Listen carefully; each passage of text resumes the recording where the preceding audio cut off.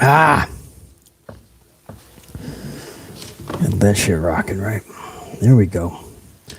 Let there be light.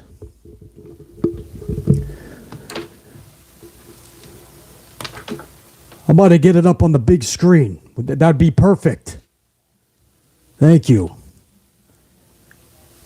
Amp unit, we got overcast skies, man. We're going to hope we can pull this stream off. If not, we'll cut it short. BC will cut a traditional review video, and that'll be up within the next couple of hours.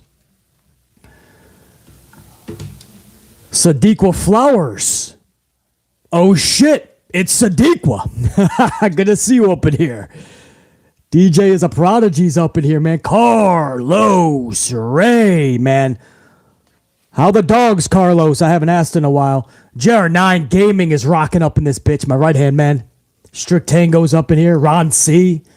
Joseph Ramos. Roddy Brown's good. Sounds good over here. Good. You guys got good sound. We're going to blow the mic either way, so at least we're starting all right. Man, Clark Kent's up in here. Carmelina. Love it, Carmelina. Tony's up in here. Roberts Wrestling and Gaming Channel. What up? Angel's up in here. What up, Angel? Pile Driver Finisher. Chris Cooper's up in here. Slim from Bulgaria. Fuck yeah. Ash Steggles. Paul the Ripper. James Shrimp Fajitas. I hope you're rocking, brother. James Shrimp Fajitas. Dogs are good. They're listening to you, brother. Getting amplified. Good, Carlos. I meant to ask you the other day how the dogs are going, man. They're always different during the winter. All the pets. I love watching it. Some of them love it. Some of them don't like the winter. Of course, Carlos down in Florida, they probably don't give a fuck. They're living that Florida life. I'm going to switch to the pods if you guys don't mind. Better playback, better sound for BC. Guys, we're going to talk Raw for a little bit, and I really am going to try to keep you guys here an hour or less. I got a lot to do today, and I really can't be that late. It's like a pile of like 10 fucking things I have to get to. There's going to be a lot of coffee drinking, a lot of asses being whooped today, I assure you. So we're going to jump into one story I want to say real quick, man, and I was hoping that there was no pyro at the start of the show, and I was like, oh, I hope they're not getting rid of pyro, but I do believe Cody had his and a few others, so... But there's a lawsuit from WWE. This person went to WrestleMania last year and lost half of their hearing due to pyro, he's claiming. The pyro took half of this fan's hearing away. Well, first of all, did you not look at the seating map? Did you not know that WrestleMania has some loud-ass pyro? Did you not think of this before you went into the fucking event, bought the ticket, and chose to sit next to the fucking ramp? Is that so hard to fucking just look at the seating map and say, hey, if I think this is going to be an issue, maybe I will sit elsewhere? I don't understand. Janelle, what up, Janelle? Janelle always, every video, doesn't matter, man. Janelle always shows the love on the channel. Just stops by, smashes the up and says, what's up, BC? Much love, check you, or some shit. Janelle, I love it. Janelle, I appreciate it. So is it that fucking hard that you would you would just look at the seating map? So you go there, they let loose pyro because it's WrestleMania. It's the grandest fucking stage. We're getting amplified. And this motherfucker goes home and calls up a lawyer and says half my hearing is fucking gone. Bro, all I gotta say is when we went to Attitude Era shows, you couldn't hear for 2 fucking weeks. It's just what happened. Attitude Era pyro was just fucking war zone explosions. That's all it was. You didn't fucking call a lawyer. You didn't fucking cry about it for the next 2 weeks, 2 months. Or if you lost half your fucking hearing, you had a war story. How'd you lose half your fucking hearing? It wasn't just genetics. No, I went to fucking Attitude Era's Monday Night Raw and had a blast. Literally and figuratively. Back in the Attitude Era, you did not hear after weeks of going to those shows. Nowadays, people just fucking cry about it. I'm gonna blame WWE for my fucking poor genetics, for taking my hearing away. Bro, expect pyro. And I really hope this doesn't affect pyro going forward. I hope that Vince McMahon still delivers tens of thousands of dollars of pyro every single year. Keep rocking that shit. So that's a side story. If you see a big decrease in pyro going forward, they're probably going to wait until this whole suit is over with, unfortunately. On top of that, and to the poor soul, maybe it was the fucking pyro that finally did him. That's called poor genetics. Do you know how many people go to these shows, listen to pyro, and they don't go fucking deaf for the rest of their life? That's poor genetics, bro. I don't know what to tell you. You're going to sue WWE? Then everybody else in the arena, you're telling me, went deaf as well, right? This was super ultra pyro that accidentally went off that night. That's what you're telling us. Or was it just you that lost your fucking hearing, so just you have poor genetics? You had shitty hearing from the get-go, and WWE just put the final fucking nail in the coffin. Strict tango, that's exactly what it is. Nonsensical to the highest fucking degree.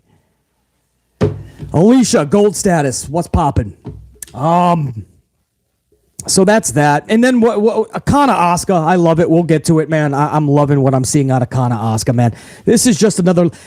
There was this clip that somebody fucking posted up, and it's awesome. It's in the middle of a commercial break last night, and Kana Asuka's in the ring. You know how they come to the ring, then we go to commercial, then when we come back, we're gonna have her and Nikki Cross, and they have maybe it's a remix. I didn't hear the lyrics the same, but it's that fucking blues song, you know.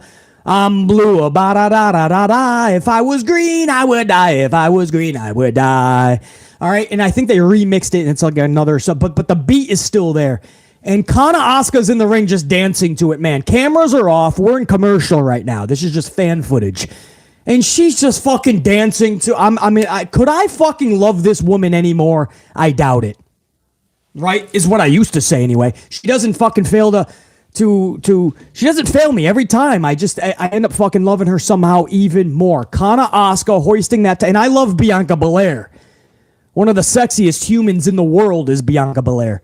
But damn, this is about that title, and this is about WrestleMania, and this is about Asuka hoisting up that championship.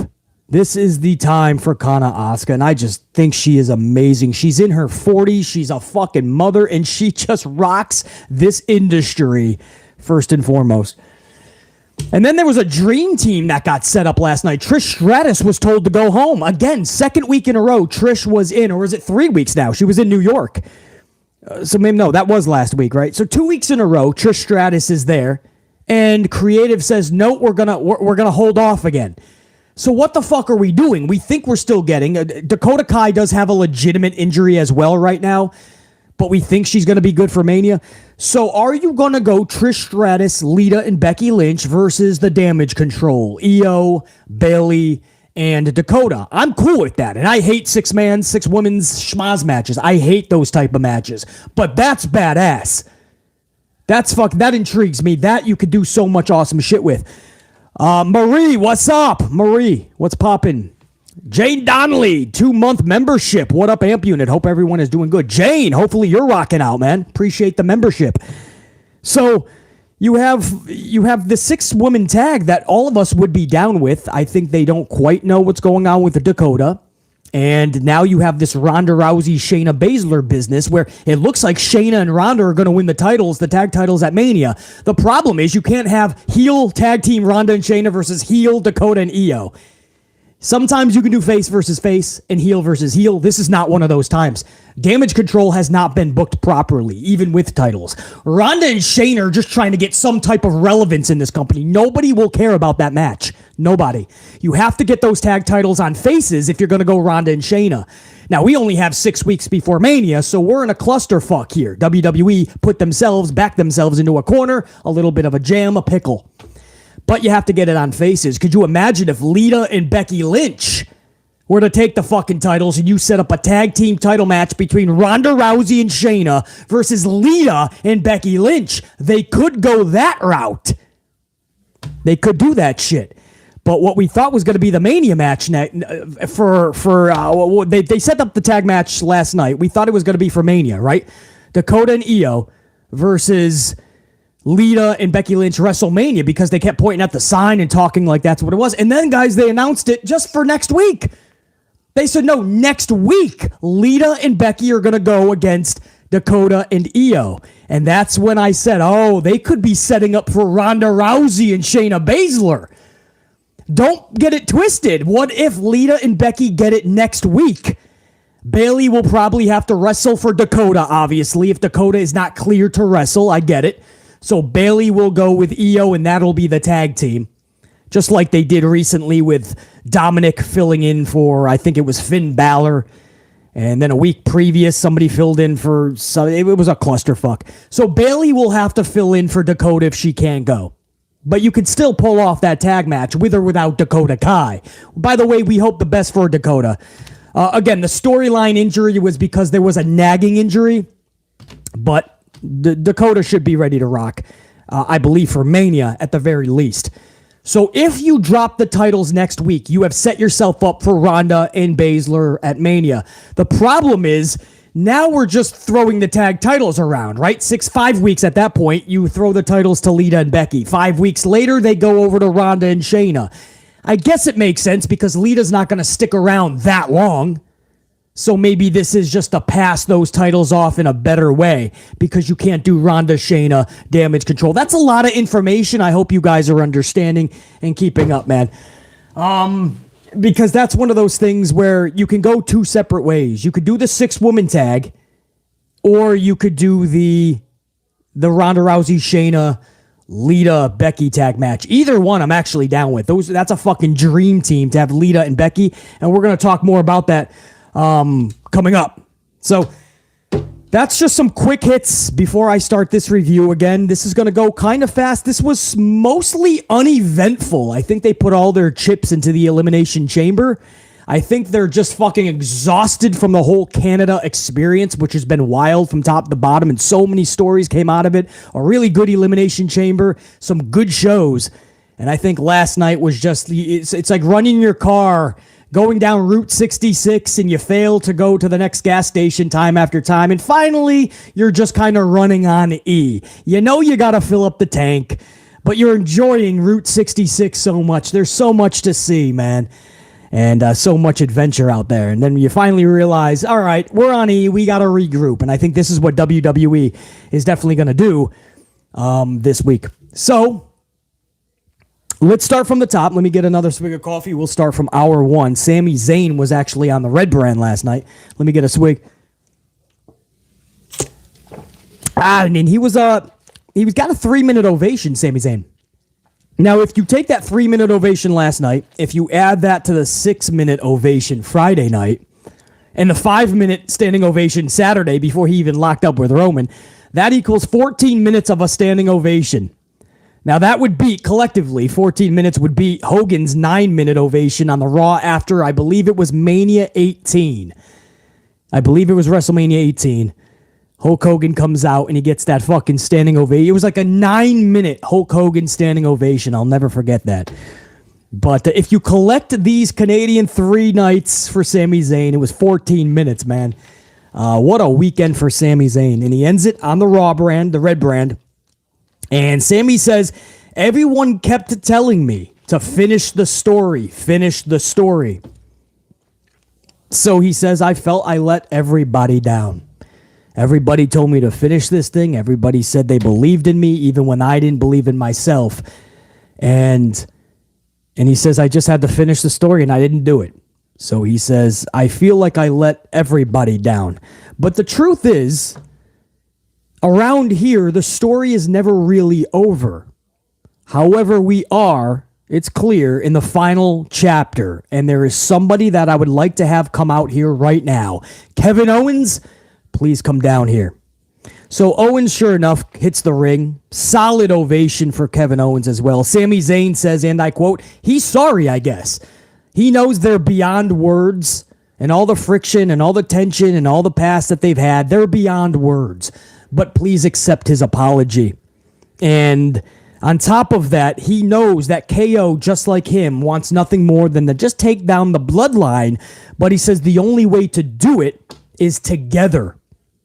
Owens passionately responds by bringing up the Rumble beating that he received, while Sami Zayn watched, by the way. And that saving him Saturday was not for him, but it was for him, Kevin Owens, and his own family, and even Sami Zayn's family, but it was not for Sami Zayn. And I love how they came full circle with the story, because at Elimination Chamber, I told you guys, what the fuck did Owens wait so long for? If you're going to save Sami, you should have done it beforehand and try to take the title off of Roman. Instead, he waits post-match after the Usos have already fucking interfered, or at least Jimmy, and a steel chair's been used. But the more I thought about it, why would Owens be saving Sami Zayn for Zayn? His job, his storyline-wise, his thought process would not be giving the title to Sami Zayn. So I like the story, and I love how Kevin Owens actually brought it full circle and said that my intention was never even to save you, bro. This was for me, my family that was in attendance, your own family who I still fucking love. I just don't like you. So I love Kevin Owens' passionate response to that. He says,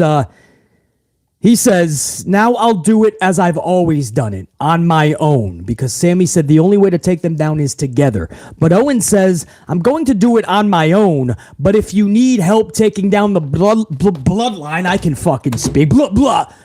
More coffee, BC. If you need help taking out the bloodline, you just call your boy Jey Uso, is what he says. And then he drops the mic and he walks off. So he's basically saying, if you need any help, call your fucking side chick, because this marriage is over. You know what I mean? Like, I've stuck by you thick and thin through it all. We've been fucking married on the road, basically, away from our wives. And after all of this, no, you can go to your side chick. And he drops the fucking mic and he walks off. I thought that was actually phenomenal, man. And Zayn is just like, fuck, man. Like, how can I repay you? How can I mend this? And he goes up. I think we went to commercial at that point. When we came back, Zayn was like going up the fucking ramp or something. Maybe it was right before commercial. I don't know. But he was going up the ramp.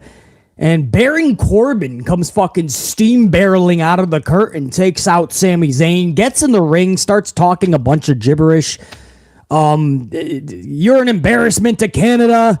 You're the reason that Canada's not a good country. I don't even know what Baron was saying, but I mean, they're trying to get Baron Corbin amplified. Maybe this is a new version of Corbin. It's going to be boring Corbin is going to be amplified Corbin. I don't know if he can remain amplified, right? Being amplified is not something you can just turn on like a switch. All right, you got to be amplified from the time you open your fucking eyeballs. From the time your feet hit the floor, the devil has to run away. You are now the biggest beast, the boogeyman in the world. You're amplified. You can't just turn that on and off like a fucking switch. Nobody's going to believe that Baron Corbin is now amplified and he's going to take out the locker room. Bobby Lashley did it later on. We're going to get to that in, I believe, hour 3. I think that was hour 3. And for Bobby Lashley, you believe it, right? You believe it. You just give him some good booking. With boring Corbin, it's going to take a hell of a lot more for him to just attack Sami Zayn, get on the microphone and say, you're a disgrace to Canada. I just don't know that if that's the best way to start the show. Sami and Kevin Owens was damn good. Tell your story some more. And then Baron Corbin is our first match. It was weird. Pierce makes the impromptu match, and of course, Zayn versus Corbin is exactly how we thought it would be. Zayn obviously defeats Baron Corbin. So anybody that goes, well, at least it was a little bit of a better Baron Corbin, well, it's the same result. You can't get behind him, obviously. I mean, he talked all that shit. He attacks him from behind, and he still loses. They don't know what they're doing. At some point, man, you're going to have to cut your losses, cut your ties. I don't know. Tony Khan loves to get WWE talent. Maybe Baron Corbin can go to AEW. I don't fucking know. Don't worry. He'll sit at home for every fucking show anyway. It's not like he'll be used properly either there. But even if he is used properly, I don't know if Baron Corbin has what it takes to connect with an audience. The best Baron Corbin that BC has ever seen was Broke Baron, when he had the buttons on his white shirt were all mismatched. They weren't even buttoned correctly. He had mustard on his shirt. He's down on his luck. He's just trying to look for a fucking buck. And I felt like there was so much story that could be told off of that. So it was just kind of fucking it's funny, and now they're going to have to think of a new version. Guys, I've asked this question 4 times in the past. Let's do it one more time. How many versions of Corbin have there been, guys? The Lone Wolf, the Broke Baron, King, so it was King second, right? So it was Lone Wolf, Constable Corbin, the King Corbin, Broke Corbin, Happy Corbin, Wrestling God Corbin with the JBL, and this is number 7, I believe, right? I think this is the 7th repackaging, and Baron's only been there about 5 or 6 years tops. I mean, I've never seen somebody repackage 7 times in 5 years before you finally get the point. Maybe this isn't working. Even Charlie Flair, who I still say to this day doesn't really connect with the majority of the audience, at least they didn't repackage Charlie 7 times. She just turns face and heel 87 times. But a repackaging is different, and I mean, they're just giving this guy a different name and switching up characters and shit, and I don't believe that any of these are hitting. And getting a little amplified last night on Sami Zayn didn't end up well for him as well. JR9 says 7 times. The comedy one is the only one that somewhat worked. Yeah, JR9, is that the broke one? When it was actually kind of funny? Because that would be the only fucking one that I would actually like, okay, say, all right, let's do it. Let's see what it is. Yeah, Broke Baron, the comedy one. He played his role beautifully on that, and then they just switched it to he hit the lottery or some shit, and he turned into Happy Cool. I don't know, guys. So, Sami Zayn wins. It was cool to see Sami wrestling on Raw. It was good for Canada, obviously. But I just don't think that's what anybody needed to see. Sami Zayn versus Baron Corbin. But no harm, no foul. It's hour 1. Let's hope it gets better, right? Next up, we get Ali defeating Dolph Ziggler in roughly 3 minutes via the hold 'em down crucifix fruit roll-up. The fruit roll-up. Now, if you're new to the channel, I call all of these roll-ups. It doesn't matter what type, right? The schoolboy pin, the what kind of roll-ups, guys? There's the schoolboy pin. There's what do you call it? The small package pin. There's the crucifix pin where you just kind of you get them in that position. You just roll them sideways. Legs are holding down one arm. Arms are holding down the other arm. There's the actual like back-to-back roll-up pin. Jackknife pin, there you go.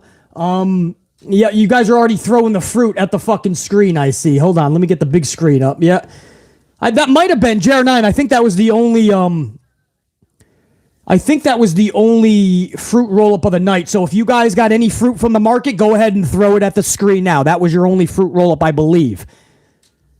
You guys got a lot of fruit at the market this week, I see, man. Throw it at the screen right now because that was absolutely a fruit roll-up.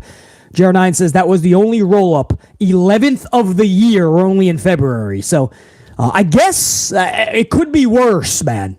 I mean, the roll-ups were out of control for a few years there. But you guys got a lot of fruit, man. But that was a crucifix fruit roll-up. In 3 minutes to Dolph Ziggler. I feel so bad for Dolph, bro. And then they made a mockery of it afterwards, man. Ali is fucking just like, I won! I really, really won! Like you just hit the lottery. I don't understand what is going on with Ali and Dolph. Are they just going to fucking put them in a tag team? All of this was to put them in a tag team? And do what? The tag division for WWE men and women is fucking irrelevant right now. It's non-existent. It looks like it's getting a little fucking sexier over in the women's division. We'll get to that in a little bit. I believe that was hour 3. We'll talk about the women's tag team division, but I don't understand what we're doing with Ali and Dolph Ziggler, guys. 3 minutes. That's the best. Dolph Ziggler is still one of the best wrestlers in the world. I know people don't want to hear that, and you don't think it because of the way he's been booked. But Dolph Ziggler is really good, man. You had him show up to drop a 3-minute crucifix fruit roll-up. I call all of them roll-ups anyway. If you're new to the channel, I call all of them roll-ups because all you're doing is you're just holding their arms down. You know what I mean? Back in the day, we saw everybody had cool finishers and matches ended in a very, very interesting, creative way. Once in a while, if the story told, you would have the roll-up, right? Like British Bulldog Bret Hart. If you guys ever saw SummerSlam, man, I always get 91, 92. I think it was 91. 92. I want to say 92, Wembley Stadium. And that really good match with a really good storyline actually ended in a fruit roll-up. But it made sense. It made sense, man. At the very end, when they were exhausted as fuck, man, that roll-up came out of nowhere. Like a fucking RKO. You know, Randy Savage and Ricky Steamboat, WrestleMania 3, one of the best matches of all time, ended in a roll-up, but it made sense. You know what I mean? Yeah, 92. Thank you, guys. So, you know, there's times for the roll-up. I'm not saying totally get rid of it. These days in pro wrestling, we rest on it. The roll-up ends matches in a minute these days. Shayna Baszler will tell you better than anybody. Shayna Baszler and Natty, in less than 2 minutes, Shayna Baszler usually gets pinned by a roll-up. How? You have all this fucking energy, man. You just started the match and you're getting your arms just held down. Most of the time, it's by somebody smaller, right? Little Aaliyah. I remember Aaliyah fucking rolled up Shayna Baszler and people like that. Bobby Lashley has gotten a roll-up before, guys. Matter of time if we haven't already seen it. Omos will just be fruit roll-up. I've seen Braun Strowman fruit roll-up by somebody fucking a quarter of his size. You know, you got to be careful because you're taking... When we watch pro wrestling, we want to totally suspend the disbelief. I call it suspending the belief in pro wrestling. Right, fucking... suspend the reality, I should say, and totally go in on the belief of pro wrestling. That's what I say, because that's what we're doing. We're totally believing for that 1 hour, 2 hour, 3 hour show, whatever it is, that this is going on. We're going to throw ourselves into the storylines, into the matches, but make us believe it. You know, Ricochet is not going to roll up Braun Strowman in less than 5 minutes. It's never going to happen, guys. If all of Ricochet was holding down one of the arms of Braun Strowman, just one, it's not going to do the job. But little Ricochet is going to hold on down both arms of Braun. It's not believable, guys. It's just not. Maybe if Ricochet somehow went 30 minutes with Braun and Braun was so fucking tired, he just could not have any weight in his arms. I don't know. I just don't believe that shit. Exactly. D the kid says Xavier had a finisher just to make fun of the roll-up. Exactly. And I know the New Day, man. They've watched a lot of the Amplified channel, man. Big E, shout out to Big E. We really hope he's doing well. I don't know if he's fucking watching now, but Big E, much love to Big E, who watches the channel for sure, confirmed. And Big E, we have always fucking been supporting you, man. Before the injury, now, and we hope to see you back in some capacity in the future. But yeah, Xavier, they know. Xavier made fun of that shit by making a fucking move the backwoods. Because even the wrestlers know, like, when you run through your agent sheet and you see your match finish and you go, oh, roll up. Oh, yeah, here we go again, bro. So anyway, Ali defeats Dolph Ziggler, the crucifix fruit roll-up. I don't see where this goes other than Ali versus Dolph in the future. And then they'll have nothing left, so they put him in a tag team in a division that is non-existent. And then Ali's contract finally runs out, and then they let Ali go. Because Vince did not want to let this guy go. And it's clear they have nothing for him. And that was basically hour one, guys. You get Sami Zayn and Kevin Owens starting the show with that good face-to-face. And then you get Baron Corbin versus Zayn. Zayn defeats Corbin. Ali defeats Dolph Ziggler in 3 minutes via the roll-up. And then we just had some backstage segments. Rhea Ripley and Dominic with a sit-down interview with Byron Saxton. Rhea Ripley and Dominic have vowed to invade SmackDown this Friday. So Charlie Flair probably will find somebody. Maybe we'll get a mixed tag match. I don't know. I don't want to see Rhea and Charlotte facing each other before Mania, but knowing WWE, they could do a mixed. Or they're just going to invade and Rhea's going to try to take out Charlotte. You got to do something creative because we've already seen Rhea Ripley and Charlotte Flair. I remember in NXT, Charlotte showed up to Rhea or down to the Performance Center, and Rhea was entering the Performance Center, and Charlotte Flair jumped her out in the parking lot. And I was thinking that was actually that was decent. How do you top that now? How do you tell a story better than that? And I didn't even get involved in that story. That storyline was not even that great, by the way. That one segment was good, and then it kind of fell off the fucking rails.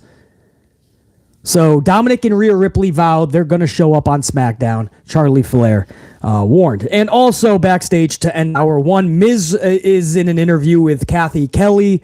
Miz gets an envelope by a returning and ultra beautiful Maryse. Maryse shows up with an envelope, gives it to the Miz. Kathy Kelly says, "What does it say?" Miz says, "Excuse you."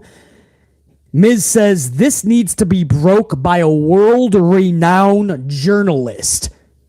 Me, he says. Now, this was obviously the talk of the wrestling world. Michael Cole sticking up for Ariel Helwani in the WWE locker room, making fun of Tony Khan and his absurdity. So that has been working the rounds in the WWE locker room. Everybody's talking about Michael Cole's line. Michael Cole slamming Tony Khan, the boss of AEW. So everybody is talking about that right now in the locker room. That's the word that we're getting. So they actually put that into the promo last night. This news needs to be broke by a world-renowned journalist, which is exactly what Michael Cole said at Elimination Chamber in retaliation to Tony Khan's comments on Ariel. So I'm tying that all together for you guys, man. Usually when there's a big rib backstage, a big joke, you got to look for it. They'll usually put little nuggets of that joke in the actual show because it pops the boys. So that's exactly what they did here. And that ended hour number 1, guys. So an uneventful first hour for the most part. Had some moments. You understand this Canada weekend has taken a lot out of WWE. So, I mean, I don't give mulligans, and I'm not here, but I understand that they were running on empty for the most part. Hour number 2 starts with Cody Rhodes. Starts the show, or starts hour 2 after a solid ovation. The American Nightmare gets a solid ovation in Canada, even. That's how over Cody Rhodes is, man. Cody Rhodes, man. He only says one word, so, and then Paul Heyman. That's all he can spit out because Paul Heyman shows up on the Tron. Paul Heyman has 2 shiny belts, one on each shoulder, and a huge neck brace around that double wide neck of his. And he's selling that KO stunner from the Elimination Chamber event. He's selling that beautifully, man. That big fucking big neck brace. He's so hurt he can't go to the ring. I like how they tie that into one another. Paul does everything he can, guys. Paul does everything he can to get into the dome piece of Cody, but it has no effect. In fact, it just pisses Cody off even more. And Cody's retaliation, he looks right into the hard cam, and he tells Roman, and I quote, "Do not send this man again," Paul Heyman, "do not send this man again. When we come face to face, I will say the same thing to you then that I am saying now. I have to finish the story. At WrestleMania, I beat you." Mic drop. That's the promo. Loved the ending. Love the ending of this. I have to finish the story. At WrestleMania, I beat you. Simple, effective, done.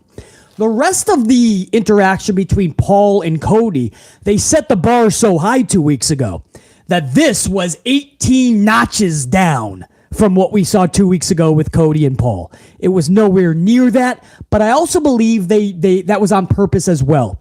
They know they just can't keep elevating every time they're together. You got to have a little bit of a roller coaster, bring it back down, right? Every good roller coaster has big dips.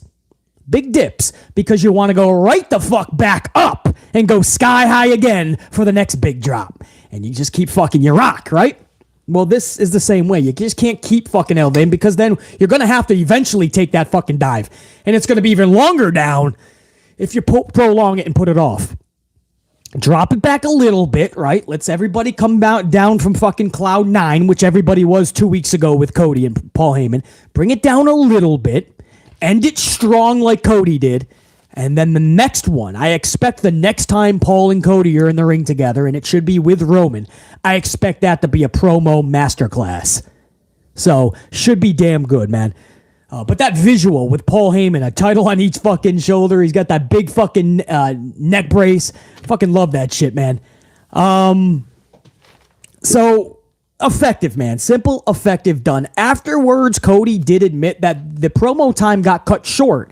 He did have a little bit more that he wanted to say, but his time got cut short. And he also thanked Ottawa for the merch sales. Cody Rhodes getting some good merchandise sales, guys. He actually said, I didn't think Ottawa would be buying that much Cody merch. I was wrong. Thank you so much. Incredible, he says. So Ottawa gives him a huge ovation. Gets his fucking merch left and right off the shelves. A good fucking weekend for Cody Rhodes. The American Nightmare has one hell of a ride in Canada. And so that shows you how over Cody Rhodes is, man, over in World Wrestling Entertainment.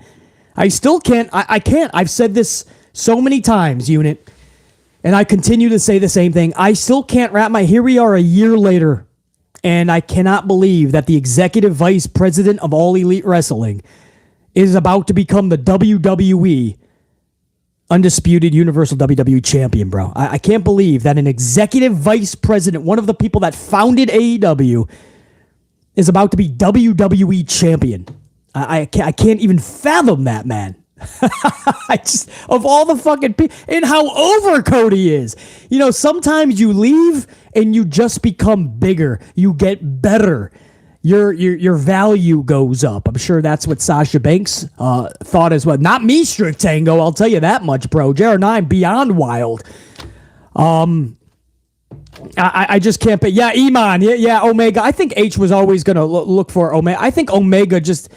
Omega's ready to just fucking... He sees that this isn't exactly what he signed up for. You know, the AEW audience is a different fucking breed. You can't really... They're just odd. Well, they'll turn on their own people, right? Like Omega catches so much heat from his own people, just because he's associated with Joshi wrestlers or whatnot. And the ratings, man, for the Elite has just gone off the deep end as well. So I think Kenny Omega, I wouldn't... Guys, I guess what I'm saying is I wouldn't be shocked if Kenny Omega showed up to WWE one day. I really would not be shocked. I don't know. Would you guys be shocked if Kenny Omega showed up to WWE? Because I know for a fact that Paul Levesque would pull the trick easily. Paul Levesque would absolutely bring Kenny Omega over. And I think Kenny Omega's at a point where he's like, dude, I got nothing. I mean, after the CM Punk bullshit, I have no reason not to go there. All I'm saying, I'm not saying it's going to happen. I'm just saying I wouldn't be shocked. At this point, Cody Rhodes is about to be WWE champion. If you told me that 2 years ago, I would have said you done fallen on your dome piece a couple, 2-3 times too many.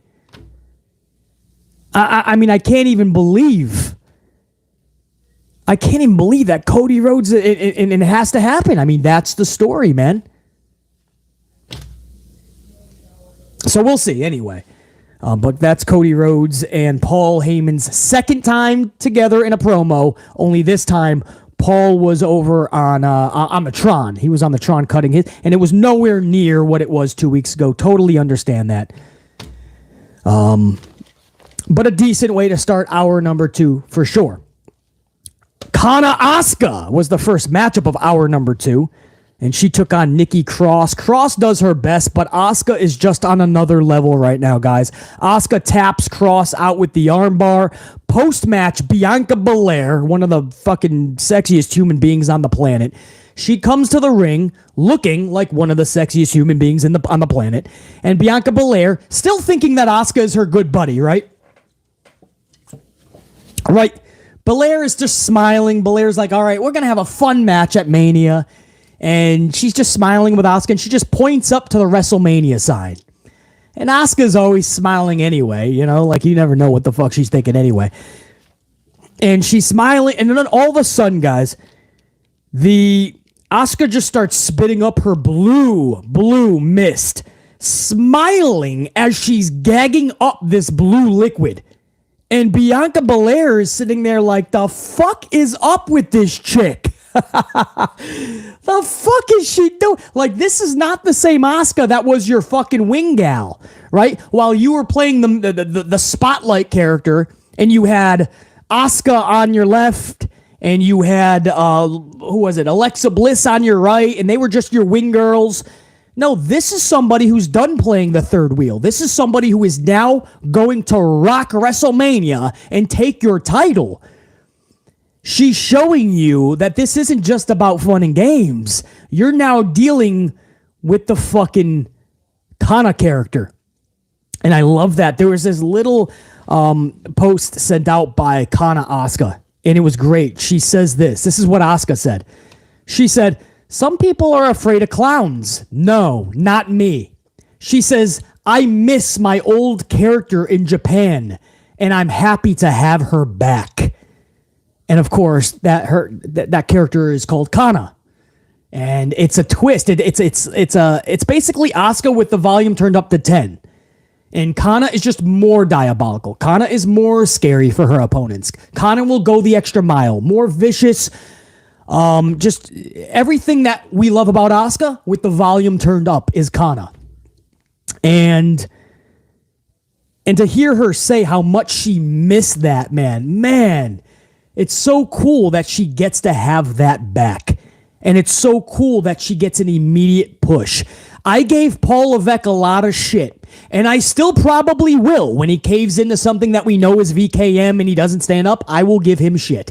When he makes botches like what happened with Austin Theory, even though that could be still VKM, and the Money in the Bank botch from months ago, yes, I'm going to give him shit. But it looks like he is absolutely the one to not just give Asuka that Kana character, but also to give this mega push. Don't sell her short now. At Mania, finish the story. That's the theme right now in WWE. Finish the story. I love Bianca Belair. She has the brightest of futures. Trust me, many more titles, long reigns, better reigns than what we've just seen. But this is Kana Asuka's time, man. And she's spitting up that blue fucking gunk as Bianca Belair is like, what the fuck? This is not the Asuka that I know, that we were fucking laughing and having 6-woman tags with just a month ago, 2 months ago. No, it's not. It's Kana Asuka. Welcome to the dance. Business just picked up for WrestleMania. Imagine that shit, man. Exactly, Jer9. That's what they called her. Yes, that's exactly what they called her. The murder clown. And that's why I love when she said, and it was just a short little post, you know, the English isn't the best still, but in English, she says, most people are scared of clowns. No, not me. I miss my old character. I'm glad to have her back. Kana's back, man. She's coming with that straight fire. So good to see. So I'm just so happy that I'm getting, man, if you guys don't want to see the match, I feel bad. I don't know, man. It's going to suck for that 15 to 20 minutes at Mania for you, I guess. I don't know what to say. BC's going to be on Cloud 9 watching 2 of his faves just do their thing. Keep elevating the story, too. You got 5 more weeks. Let them fucking, keep progressing that shit. But Bianca versus Asuka is going to be one of those fucking matches where it's going to be the most anticipated for BC. And sometimes you just got to let the chefs run the kitchen, right? Let the chefs cook. Let Bianca... Let Kana Asuka cook, right? Let the chefs do what they do. I'm interested to see, man. You guys, man, because I know a lot of you guys love Bianca as well. I didn't even fucking say this, man. We're in hour number 2. Thank you for the ups as well. I know most of you guys are going to catch this afterwards. It did not hit the algorithm for the live. I understand. That's Tube's fault, not mine. Thank you for smashing that up, though. Let's get that to 200. Guys, I'm going to ask you right now, if you don't mind.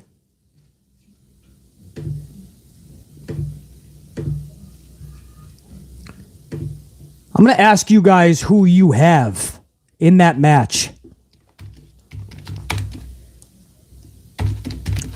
Does Kana Asuka defeat Bianca Belair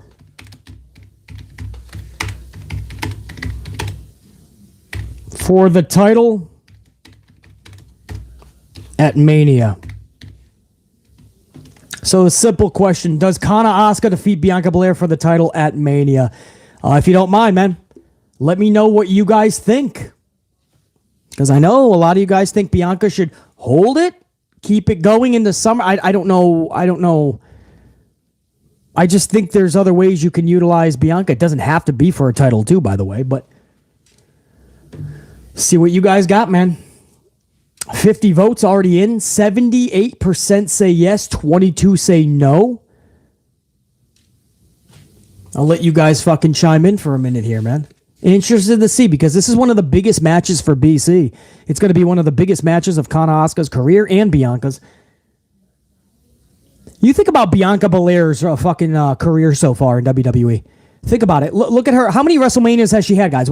Sasha Banks and Bianca is one of the best women's matches you're going to see at a Mania. Trust me. And Bianca Belair participated in a match with Sasha at Mania for the title. And didn't she have another big fucking Mania match as well? in a kickoff for Mania. What was her other, JR9, what was her other Mania match, man? I'm drawing a blank because the Sasha Banks one is Becky Lynch. Bianca versus Becky. Guys, look at that. She's only had a couple of fucking WrestleManias.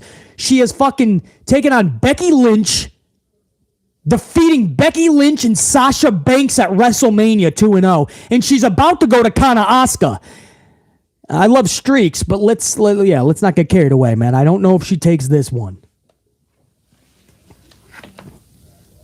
Man, Bianca Belair is pulling a resume, bro. All right, so we're about to hit 100 votes. I will let this hit 100, and then I'll pull the results. 84% so far, man. One more vote is needed. Somebody, red team, go! Somebody get in there, man. Somebody vote. Vote. This is your right. Vote for your right to party. Oh, we got 100. We got 100. Nobody needs to vote anymore. You guys are good. Thank you. Oh, overwhelming unit. 85% to 15 is the final tally. So over 80% say this is Kana Asuka's time. It is time to rock the fuck out. I have to agree with that 80% plus. This is her time. So anyway, very cool little simplistic, right? Simplistic. Bianca's pointing at the sign thinking they're friends, and Asuka shows Bianca a different side of her friend. Love that shit, man. Seth Rollins versus Miz. Rollins delivers 3 stomps to the Miz, and the referee stops the fucking match because he probably thought there was going to be a 4th, and Miz's face was going to be a part of the fucking mat at that point. So the referee has to stop that shit. Seth Rollins wins. I thought when the bell rang, he was going to disqualify Rollins because he was telling him, dude, stop. He's knocked out. Give him a second. But no, Rollins wins this match. Man, it would have been nice to see something more with him and Logan Paul last night. It's funny you say that, Jeremiah, because that's what I thought, bro. I'm like, oh no, PTSD, fucking Bray Wyatt. But what was that? Hell in a Cell, right? Oh, bro. Fucking A, man. How the fuck you stop a match inside of the fucking cell? How do you do that? Bray Wyatt, of all people, too. His whole character is based on the fucking supernatural. I'm going to come back to life. And the referee's like, man, you just shattered Bray so much. I got to stop this. It's hell in a cell. I didn't know you can stop hell. There's people in hell right now that are like, all I had to do was press the pause button. I could be out of here.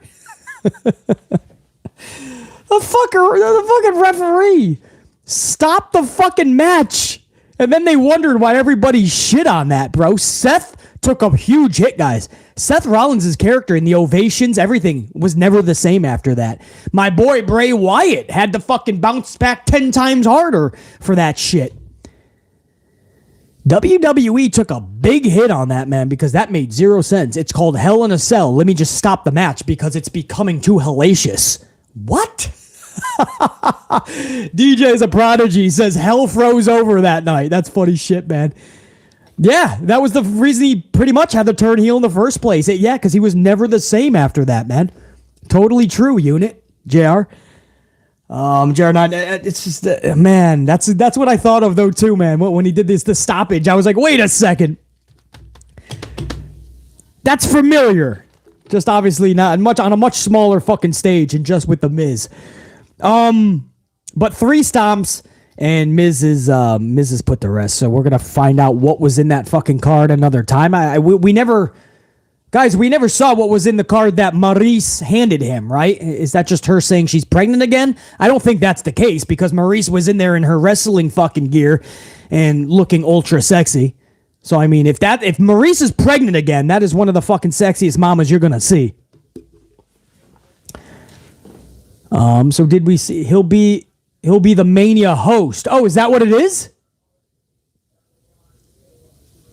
He's gonna be the WrestleMania host? Is that what it is? Does anybody know? I'm on a delay, so it's going to take me a few extra. He announced on Miz TV next. Oh, he announces it on Miz TV next week. Yeah, he'll probably be the host because it's WrestleMania in Hollywood, and he's the fucking Miz. So yeah, that's the deal on that, guys. Rollins defeating the Miz, and as I was saying real quick, him and Logan. I would have liked to see Logan Paul something more with that. Instead, we just got Seth Rollins treating the Miz as if he's Logan Paul. I think that's a little. I don't know about that, man. Yeah, just Logan Paul needed to be there last night to really get people behind this feud. I'm still with it. I still think it's going to be a good story, and I think the match is going to deliver times 10. I really do. That's going to be one of the fucking sleeper ones. But I just think that Logan Paul needed to be there last night, man. Missed opportunity. Hour number 2 ends with Chelsea Green calling Adam Pearce backstage. Chelsea is upset because talent relations sent her to like Illinois instead of Ottawa. So I don't know if that's going to be where SmackDown is and Chelsea's going to be on SmackDown, or if that's just some fucking town in Illinois or around Illinois. I don't know if they just sent her somewhere else because they didn't want to deal with Chelsea Green. But I just think that Chelsea Green and Adam Pearce they're hilarious together, guys. They really are hilarious together. And yeah, Predator Kingdom. Chelsea Green is absolutely funny right now, man. And her and Pearce are just gold. So I was waiting for her to go on the phone. Yeah, this is Chelsea Green. I'm looking for the manager of Raw. And then Pearce would just be like, Chelsea, we went over this. It's me.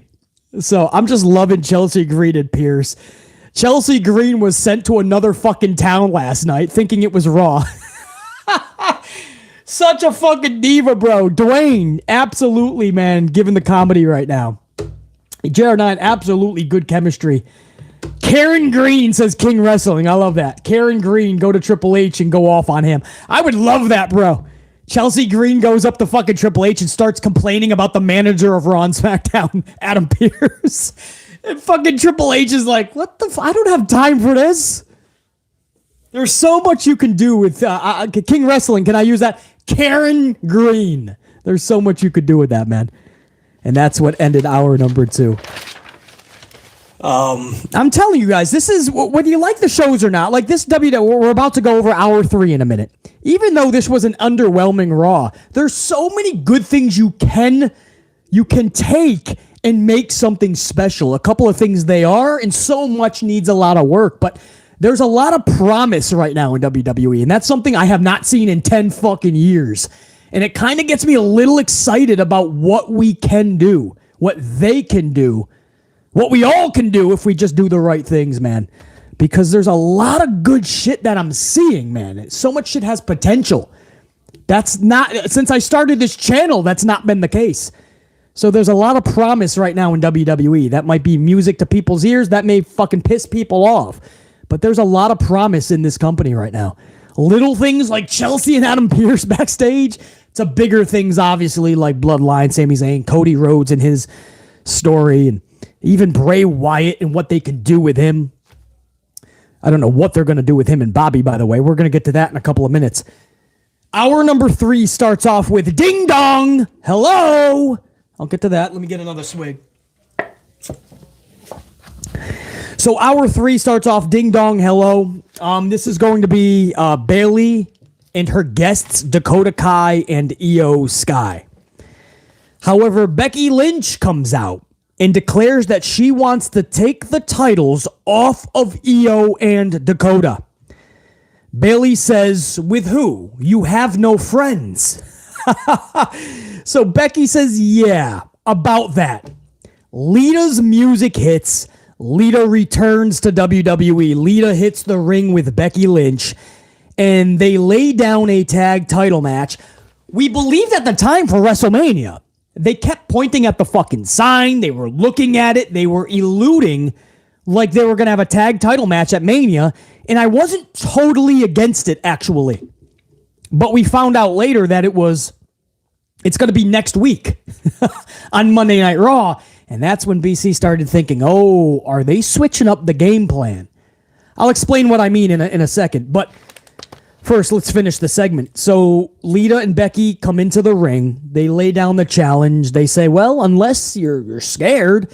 So Bayley's like, enough. They accept. And of course, Dakota and Iyo are looking at her like, what the fuck? We don't want to take out this fucking dream team of Becky Lynch and fucking Lita, one of the best of yesterday versus one of the fucking best of today. We ain't in that fucking... Dakota's hobbling on one fucking leg right now. So I love their look when Bayley fucking said, we accept on their behalf, man. And BC's like, this is interesting.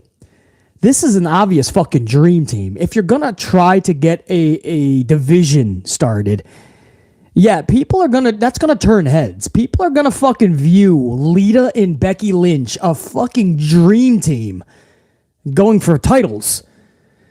But we heard that Trish Stratus was sent home again last night. So this was the second Raw that Trish has been in the last couple of weeks. And they did not bring her out, right? She was going to be a big part of Canada, we heard. She was in New York last week. She was there in Ottawa last night. So we thought they were going to do a 6-woman tag at Mania. Bayley and Iyo and Dakota, Damage Control, versus Trish, Lita, and Becky Lynch. Makes most sense. We get it.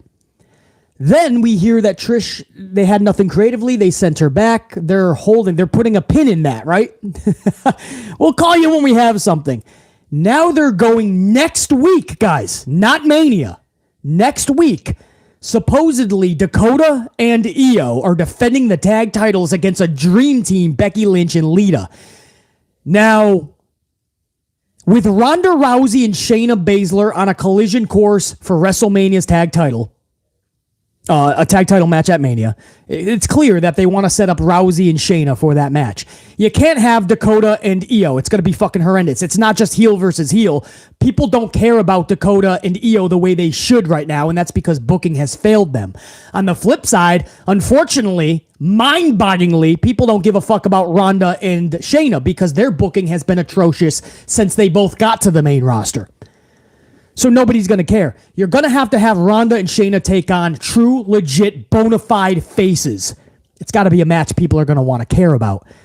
A match like Ronda and Shayna versus Lita and Becky, yeah, that fits the fucking category. That's a huge check mark in giving a fuck. So do they do that next week?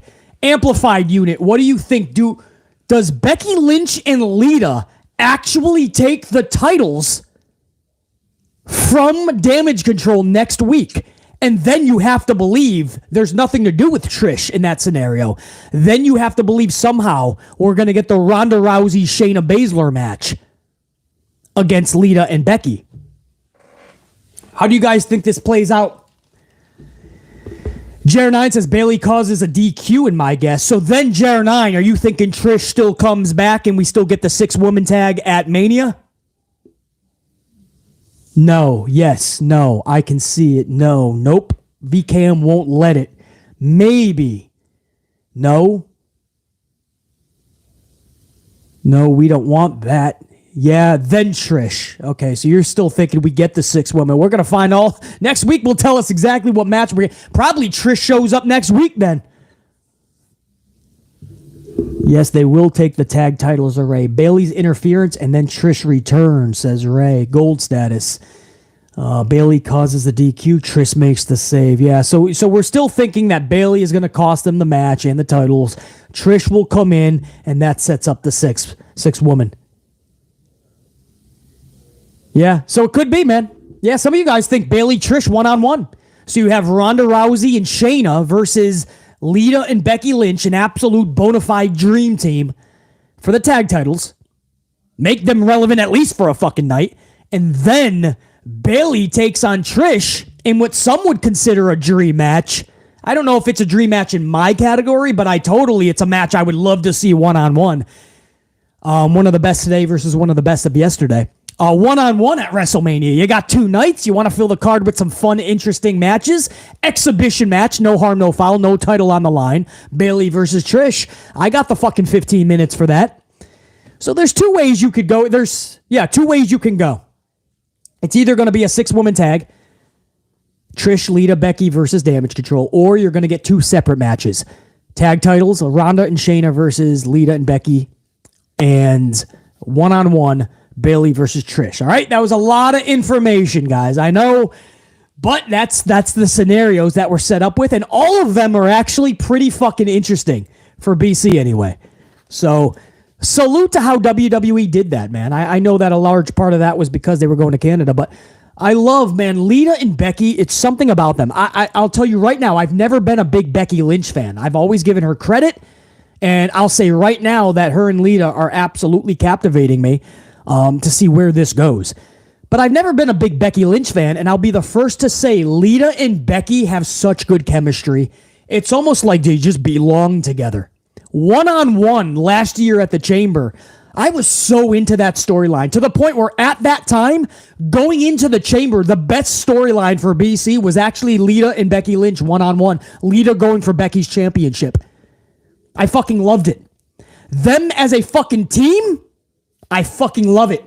It's a dream team to me. It just is. And that's just coming from someone who's not even a legit Becky fan, but I can't wait to see what they brew up in the kitchen, man. Again, as I said, with Bianca Belair and Asuka, let the chefs cook. If the chefs are there, they showed up on time, they're in the kitchen, let the chefs cook. This is special, man. This is absolutely a fucking dream team. And I can't wait to see where they go, man. Next week, we're going to find out a lot more. Again, last night's show was WWE running on E, man. They had a huge weekend in Canada. I don't want to give them a full mulligan, but I'm gonna ease up a little bit because I can tell their gas tank was running on empty. I think they need to, and I think they're going to refuel this week. And then next Monday, man, I expect a much better Raw with a lot of answers. A lot of questions will be answered. Backstage, sticking with the women, Candice LeRae comes across Nikki Cross. Cross tells LeRae, and I quote, all of her friends are gone, and she just wants to be buddies again. And she whispers it to Candice. So then Candice LeRae is asked, what did Nikki say to you? And she's like, well, she said that she has no more friends and she wants to be friends.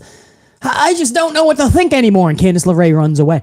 I feel bad a little bit for fucking... well, no, I don't feel bad, actually. You're the one who fucking did it. Paul Levesque brought Candice LeRae in, probably a package deal with Johnny Wrestling, and it was clear they don't have anything for Candice, right? I mean, tell me you don't have anything for me without telling me straight out you don't have anything for me. It's one of those scenarios. Candice LeRae, Nikki Cross, what are you going to do? Are you going to make them a tag team? You going to throw them together? I don't know. Unit, do you have a good idea for Nikki and Candice LeRae either separately or as a team? What do you do with both of them right now? Does anybody have a good creative decision? I'll tell you, crazy country, not one of his better decisions. I'll tell you that much for sure. I don't know what Paul Levesque was thinking, bro. The Way versus Sanity? Bro, you got to bring some people in for that. That could be fun. You got to get everybody into the story, past and what's going to be. Nikki turns Candice crazy. That'd be kind of interesting. King Wrestling is just straight out being honest. I just don't fucking know. No, yeah, he doesn't. H doesn't know what to do with LeRae, and at this point, I just don't know if you want to fucking bring down Cross or vice versa. Why does Cross have to be with LeRae just because they have some history? A Candy Cross as a team, yeah. That's what I'm already thinking about, Jared. That's obviously what they're on the road to. One of them should be in NXT. Santivia Major, yeah. It's just, if you're going to put them in a team, how are you going to make that relevant? You're putting all your focus right now on Ronda and Shayna. They're going to be the team. Damage Control, as it is with the titles, hasn't even become anything special. Now you got the Dream Team and Becky and Lita. I don't know, man. I just wanted to ask you guys because BC's really lost on that. I really don't know what I think they have nothing for them. That's clear. That's not even I think. They don't. But it's like even what they're about to have for them is just going to be thrown together and they know it ain't going to lead to anything. So it's just a weird 2 minutes last night where Candice LeRae is just going up to Nikki and like, well, why are you always behind me? She's like, because I just want to be friends. And then she runs away. And Candice is like, I don't even know anymore. Like, what? Come on, man. Give that 2 minutes to Cody and Paul, right? Cody, after the show, said, sorry, everybody, the mic time got cut short on our segment. Well, give them the 2 minutes. It's Paul Heyman and Cody. I don't get it. Bronson Reed is up next, defeating Chad Gable via the... Now, this is what I call his move. This is what I'm going to call it here, right? Bronson Reed defeats Chad Gable via the squash the fuck out of you splash. Because Bronson just squashes the fuck out of you. Watch every time he hits that splash from the top rope. He's not trying to pay homage. He's not over there doing the fucking Eddie Guerrero. He's just getting to the top to do some fucking legit damage. The squash the fuck out of you splash. What is that? The SDFY. Squash the fuck out of you splash. That's right. That's what I'm calling. He literally just puts his whole entire fucking weight. His whole entire weight, he just squashes you. I would not want to be the one to look up and go, oh fuck. Here comes the squash the fuck out of ya, and the ya is you. You are the ya. Who the fuck was it? Poor Chad Gable. Poor Chad Gable.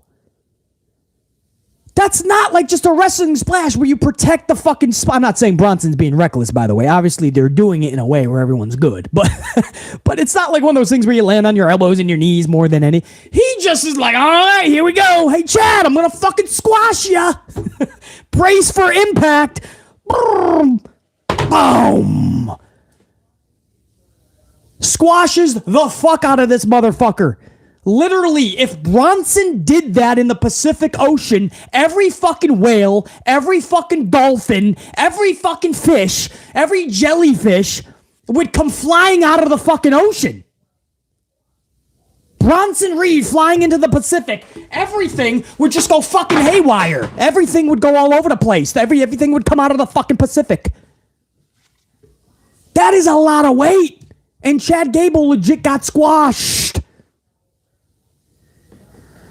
I can't tell you, man. It was a legit, like a fucking groan moment for you. Just groaned like, oh fuck, poor Chad.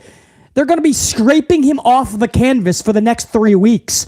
Otis won't give a fuck. He'll be fucking flirting around with Maxine from MMM. Because that's what happened, man. It was actually kind of funny. Not the splash. The splash the fuck out of you. The squash the fuck out of you splash is fucking brutal. But what led to that was Otis was on the outside getting recruited by Maxine of the Maximum Male Models. Otis doesn't even realize there's a match going on anymore because fucking you got a beautiful Maxine in your face telling you that you're the next big model. And Otis is like, well, gee, that sounds pretty fucking good, right? You got to feel bad for Otis. Whether it's Maxine or a hot dog, the dude is going to be distracted, right? I mean, when you got Otis, he's a pretty simplistic dude. If you put Maxine in front of his face or a fucking buffet, he's going to be occupied. So Chad Gable is like, dude, what are you doing? Stop talking to her. Look at me. I'm in a fucking match here, and this guy's 3 times my weight. Can you help? And it was too late. By the time Otis looked over, Gable was a fucking New Day pancake. He was flatter than a New Day pancake. Anyway, Bronson Reed is fucking vicious, bro. Bronson Reed. JR9, you bring up a good spot there, man. I loved Mandy Rose and Otis together. I thought that was such a good story, and I think it was so good that Vince McMahon wanted to ruin it somehow, and he did. But yeah, Maxine and Otis works so well together. That's what I mean. There's so much shit right now in WWE that is working so well right now. And there's so much potential in this company, and I really hope we see most of it come to fruition. But Bronson Reed is a fucking tank, man. I never got behind him in NXT. I thought it was way too just forced, and it wasn't believable. He wasn't good on the mic. Still isn't, but now when he speaks, it's just short and sweet, and he's just about the fucking squashing the fuck out of you. But in NXT, the North American Heavyweight Championship matches and all that. It wasn't entertaining to me. On the main roster, I mean, he's a force. He is really a force. And who knows if the booking will keep up, but it's pretty good right now. Elias is the middle of the ring. Oh, this literally popped BC, man. This was a legit LOL moment for BC. Elias is in the middle of the ring, and he literally, this was a quote. Elias, middle of the ring, and he says, Rick Boogs backstage, you better be taking notes because this is how it's done. So Elias, middle of the ring, he tells Rick Boogs, I hope you're backstage taking notes because this is how it's done. Guys, I shit you not. They go backstage, and Rick Boogs is literally taking notes. He's all fucking juiced. He's all fucking geeked up. It's like him and Tony Khan just hit a room and did some extracurricular activities for a few hours, and Rick Boogs came out fucking geeked out. Because Rick Boogs is like, taking fucking notes. It was hilarious. BC legit LOL'd, bro. Rick Boogs, you better be in the back taking notes. We hear wrestlers say that all the time. You don't expect somebody to literally be taking notes. Rick Boogs is taking notes. I fucking love it. I love what they're doing with Elias and Boogs. There's so much good chemistry in this company right now. Rick Boogs just rocks. Literally, figuratively, Rick Boogs rocks. He's booging out. Loved it, bro. I mean, I laughed, man. I laughed. You could take every single 24/7 chase segment with R-Truth and who else was in there? Ninja Tozawa and Tamina and all that. Okay, take them all for 2 straight fucking years. Put them all together. I laughed more with Rick Boogs taking notes than any of those chase segments for the 24/7 bullshit title. R-Truth. Well, that's a name I haven't spoken. R-Truth is out with an injury, isn't he? If you think about it, man, WWE is rocking right now for the most part with 2 big stars, Cody Rhodes, Sami Zayn, Roman Reigns, a megastar as a heel. And guys, Randy Orton isn't even in the company right now, or he is, but he's out injured.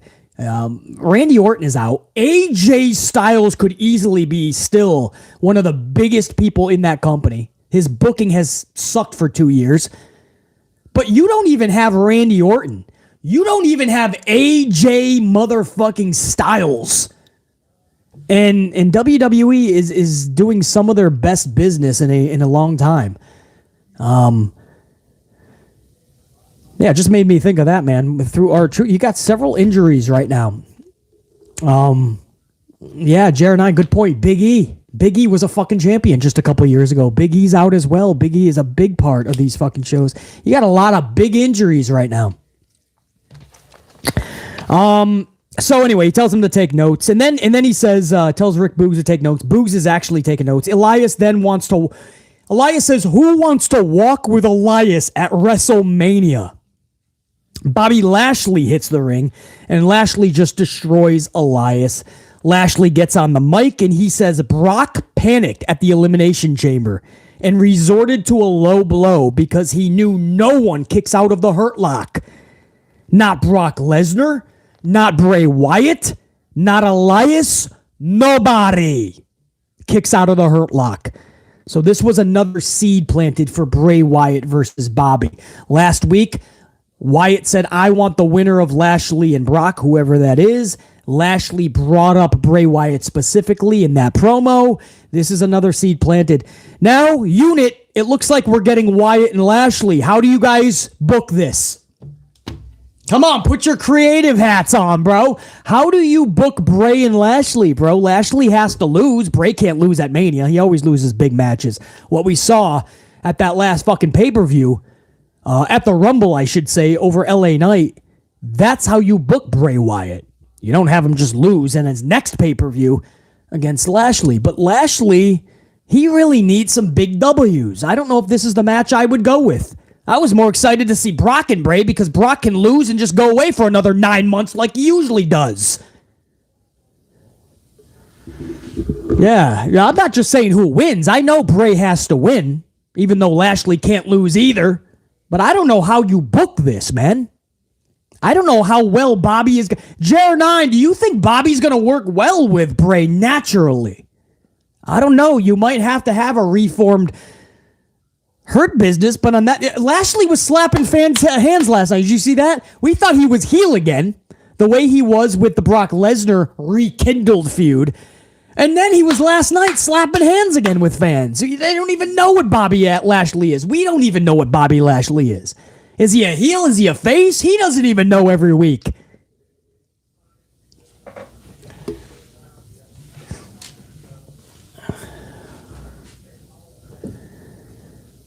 Osea says, please, Bray beats Lashley. What reality do I live in?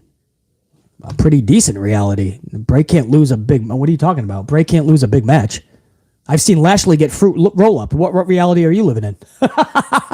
Osea, what are you talking about? What are you talking about? I've seen Lashley get fruit roll-up. Bray Wyatt is a supernatural character. I don't understand. Bray get beat by Lashley? What world would y'all be living in?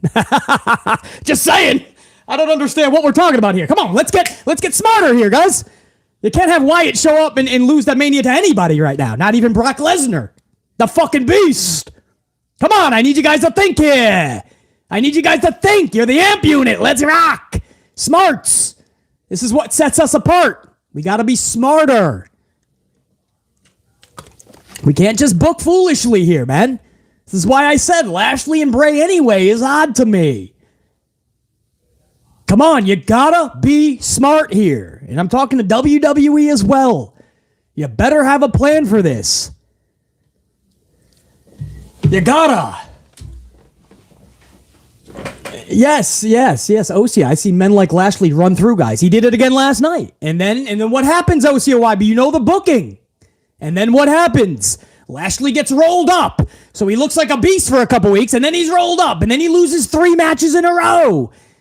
You know what I mean? So a lot of people don't believe in Lashley anymore. That's why there's the lack of connection. To a lot of people, Lashley is another fucking bum on the roster. That's sad to say. You know it's true. 50-50 booking. I told you, that'll ruin motherfuckers. If you think Bray Wyatt beating Lashley is going to be the biggest fucking joke in WWE for the last 10, far from it. I've seen guys run through motherfuckers one week and get rolled up the next. Not good. And that's why Lashley doesn't even know if he's a heel or a face, and the crowd doesn't know. That's why he was booed out of the building for 2 straight weeks. And then last night, some people are like, hey, Bobby, hey, Bobby. Nobody knows. Hey, Bobby, how you doing, Bobby? Nobody really cares, right? They get the old Bobby. You know, you get those people that walk into the bar room and everyone jumps out of their seat. They're happy to see him. Yo, Norm, what's up, Norm? And they're fucking hugging him and everybody wants to buy him the first beer. And then you got the guys that come into the bar room and they're just like, hey, Bobby, how you doing, Bobby? They give him a big slap on the fucking back. They don't really give a fuck. Bobby, buy me a drink. Bobby, get me a Budweiser, will you? Bobby, hey, Bobby. It's the deal. Bobby has become the Bobby in the bar, right? You don't want to be the fucking Bobby. You want to be the guy that people are excited to see. You want people to jump up with the ovation. JR9, I have no idea. I'm still asking that myself, and that's why I mean, this starts with the WWE. Lashley Bray makes no sense. None at all. I don't want to see Lashley just losing at Mania to anybody. And Bray sure as fuck cannot afford a loss.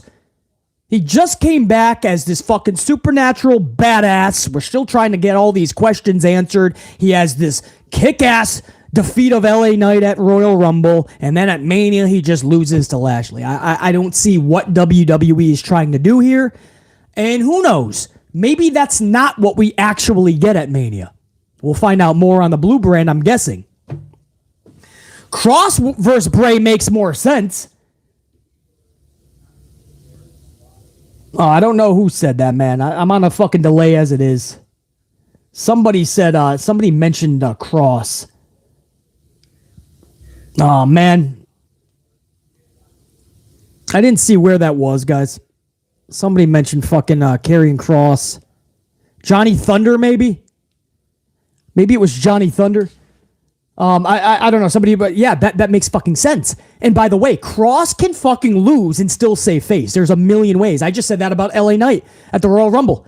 LA Knight lost nothing with that. That was his first pay-per-view as LA Knight, and people trying to forget about that stupid model fucking gimmick.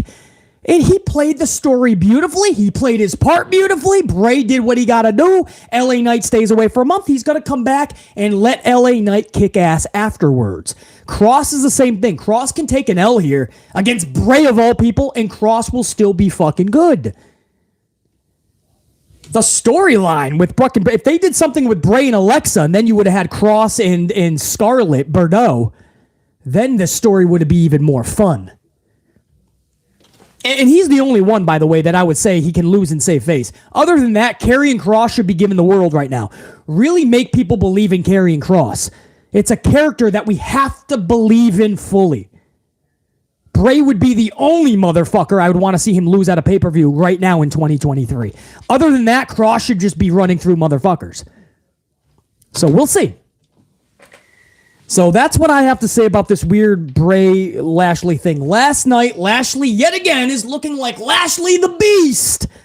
And we know how WWE will absolutely break that in half. Next week, Lashley will probably be being beat by a roll-up or some shit.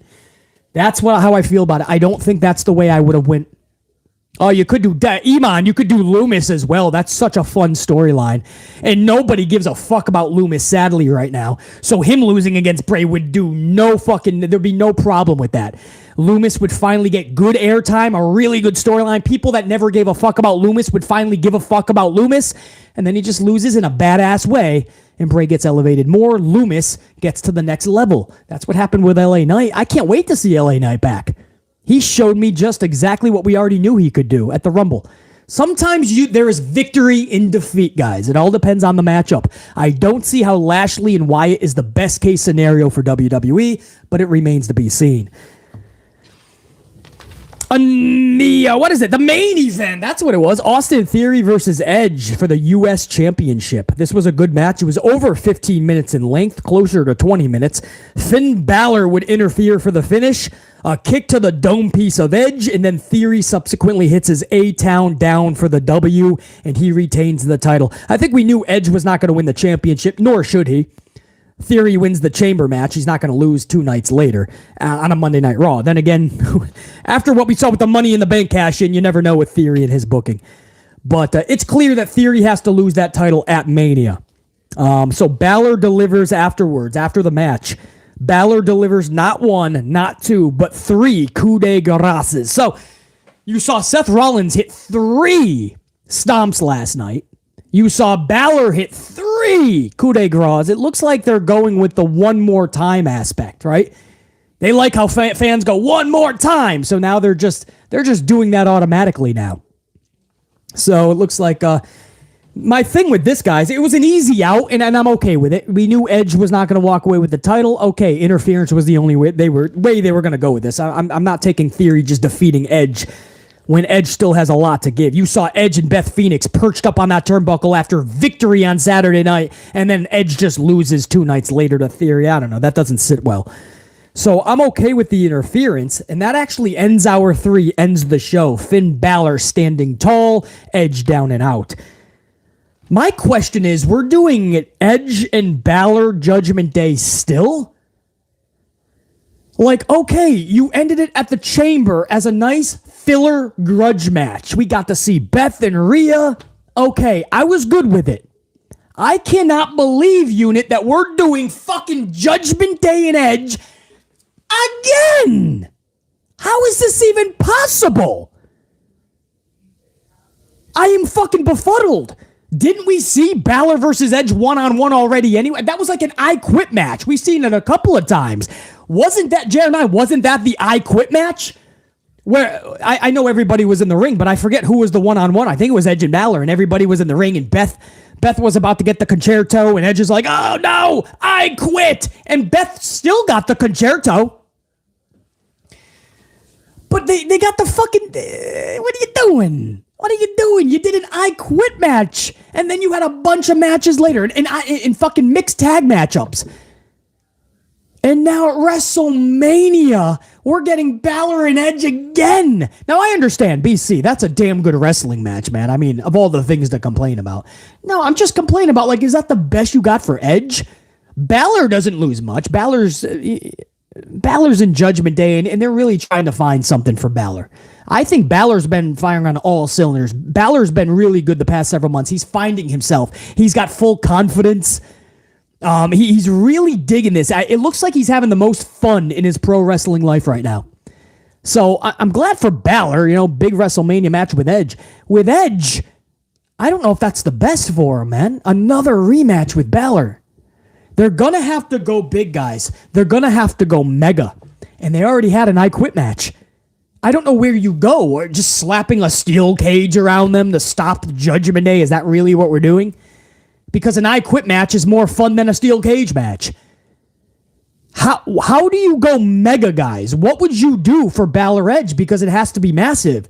It has to be like career on the line. But Edge is nowhere near retiring. Even he said it's not long before he retires, but it's another year at least.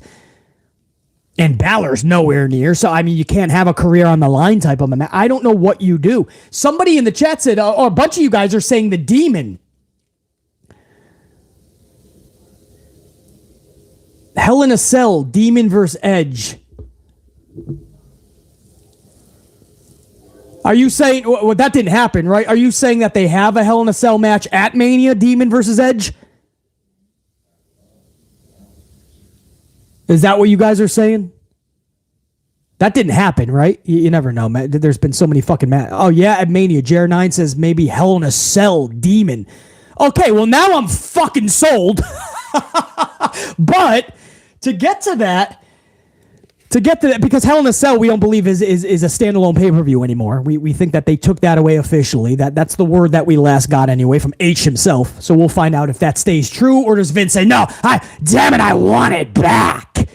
Vince, we just got rid of it, man. You're going to make me look like an idiot. I want it back. I want Hell in a Cell. So it could be its own pay-per-view again. Who knows down the line. But if you're going to do that, that's cool. The problem, though, JR9, is I think Finn Balor is really...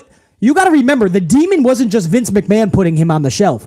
Finn Balor didn't want to rest on the crutch of the Demon, sadly. I think that was a horrible decision by Finn Balor, by the way. But you can't tell a guy how to do his job. But he did not want to rest on the Demon. Now, Finn Balor is having the time of his life. Judgment Day is finding its groove. Balor is really with a level of confidence I've never seen before. Is he going to want to rest on the Demon crutch? Would he want to be the Demon? Asking. Ron C, there's only one VKM, and it's not BC. I'll fire his ass. BC, you'll be fired.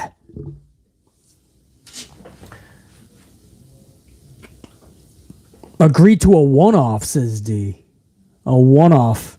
You doofus son-in-law!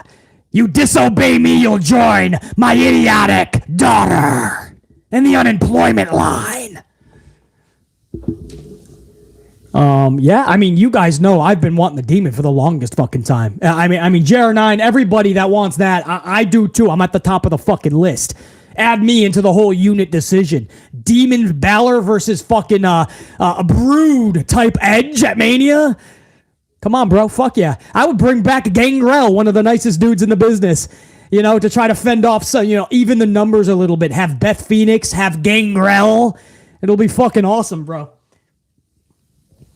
Can't get Christian. He just returned to AEW 2 weeks ago, something like that. Rekindled something with Jungle Boy. But I would do something with like Gangrel. Okay, now we're selling. Now, unit, what we're doing right now live is we're pumping this up now to something really special. See, I just asked one question. Are we really doing Edge and Balor again? We're prolonging this another 5 weeks to Mania. But now I'm getting a little excited about it if you do some really fun, captivating shit. And this story just catapults to Mania and becomes one of the fucking matches we can't wait to see. Yeah. Man. All right. You guys got me a little bit more excited about this, all right? I had concerns for Balor and Edge. All right, I feel a little bit better about it now. Thank you, Unit. See, that's why I love these live streams, and I get my red team up in here, because you get the fucking calm BC down a little bit. BC, I totally hear what you're saying. However, look at it over here, and maybe we get this, right? I'm not saying that anything we're talking about is going to happen, but that's what ended the show. Balor and Edge are going to rekindle their feud all the way to Mania, and we're going to have to see. So, salute, Unit. That is your Monday Night Raw review. I'm going to stick around for a little bit, cover some Super Chats. I said I wanted this to go roughly an hour because I have so much to do today. I do not want this live stream to go over an hour because I just can't. Well, we just went over an hour and a half. That's what happens when my red team is up in the chat. That's what happens when we're talking our pro wrestling. We're having a good time. The coffee's flowing. Before you know it, like you guys say, a little more than 2 hours later. But it is what it is. I'm going to stick around and make sure that everybody that threw BC a coffee in those supers is going to get a shout out, no doubt. So I don't care how long it takes. But that is your Raw review, guys. Salute to everybody. Red team, go! You know it, Notorious. Again, it was an underwhelming show, actually. But I'm not that pissed at it because I knew they were going to be running on E. They had a big weekend in Canada. I really do want to give them a week to just regroup, collect your fucking shit, get your shit together, get your ducks in a row, and I fully expect, guys, next Monday to be a much better show. I think they're going to be firing on SmackDown as well. I do think next week's SmackDown is most likely going to be better than this week's. I just think this week they're really going to get their shit back together, fill up the tank, because they're running on E. That was a big weekend in Canada, man. They beat all their revenue gates and numbers. They're touting huge success right now for Elimination Chamber. I mean, the company saw just a massive weekend, guys. So I do want to... I'm not giving them a mulligan per se, but I'm not that angry at last night. I saw a lot of shit that has so much potential. So there's a lot of... Man, there's just a lot of good shit we could be getting from WWE going forward. And I'm going to hold out that hope. Even Balor and Edge, guys, thanks to you guys. So let me go over. Thank you guys, man. Check you guys, man. Thank you for tuning into the Raw review, and we will do this again very soon. Live streams, lots of videos, even if it's podcast only, fucking audio format only. A lot more coming up this week, guys. Salute, and we'll check you. Anybody that wants to stick around, I'm going to go over some super chats right now if you don't mind. Check you guys. Let me get the super chats up on the big screen, if you don't mind. See where we're at here. Hold on. All right. WWE AEW Marvel fan kicked us off with a 5-spot coffee, man. Brock Lesnar versus Omos. 3 question marks at WrestleMania. 3 more question marks. What the fuck? 4 more question marks and 4 exclamation points. What WWE AEW Marvel fan is talking about is there's an Omos interview where he says he wants Brock Lesnar at WrestleMania. Now, we're hoping that's not the actual case, right? Or if it is, it's got to be one of those extreme exhibition matches where Brock just makes a 2-minute fucking pancake out of Omos. And is that the best way that you try to tell people Omos is a serious threat? I think not. So there is no way under the sun that we should be getting Brock Lesnar versus Omos. So WWE AEW Marvel fan, we're hoping that does not come to fruition, bro. Otherwise, I'm with you on the 17 question marks and the what the fucks. Thank you for the coffee, bro. Salute. One of my gold tried and trues. Christopher Blackshear, 199 coffee says, who in the hell wants to see Brock Lesnar versus Omos? Question mark. Not I, says Christopher.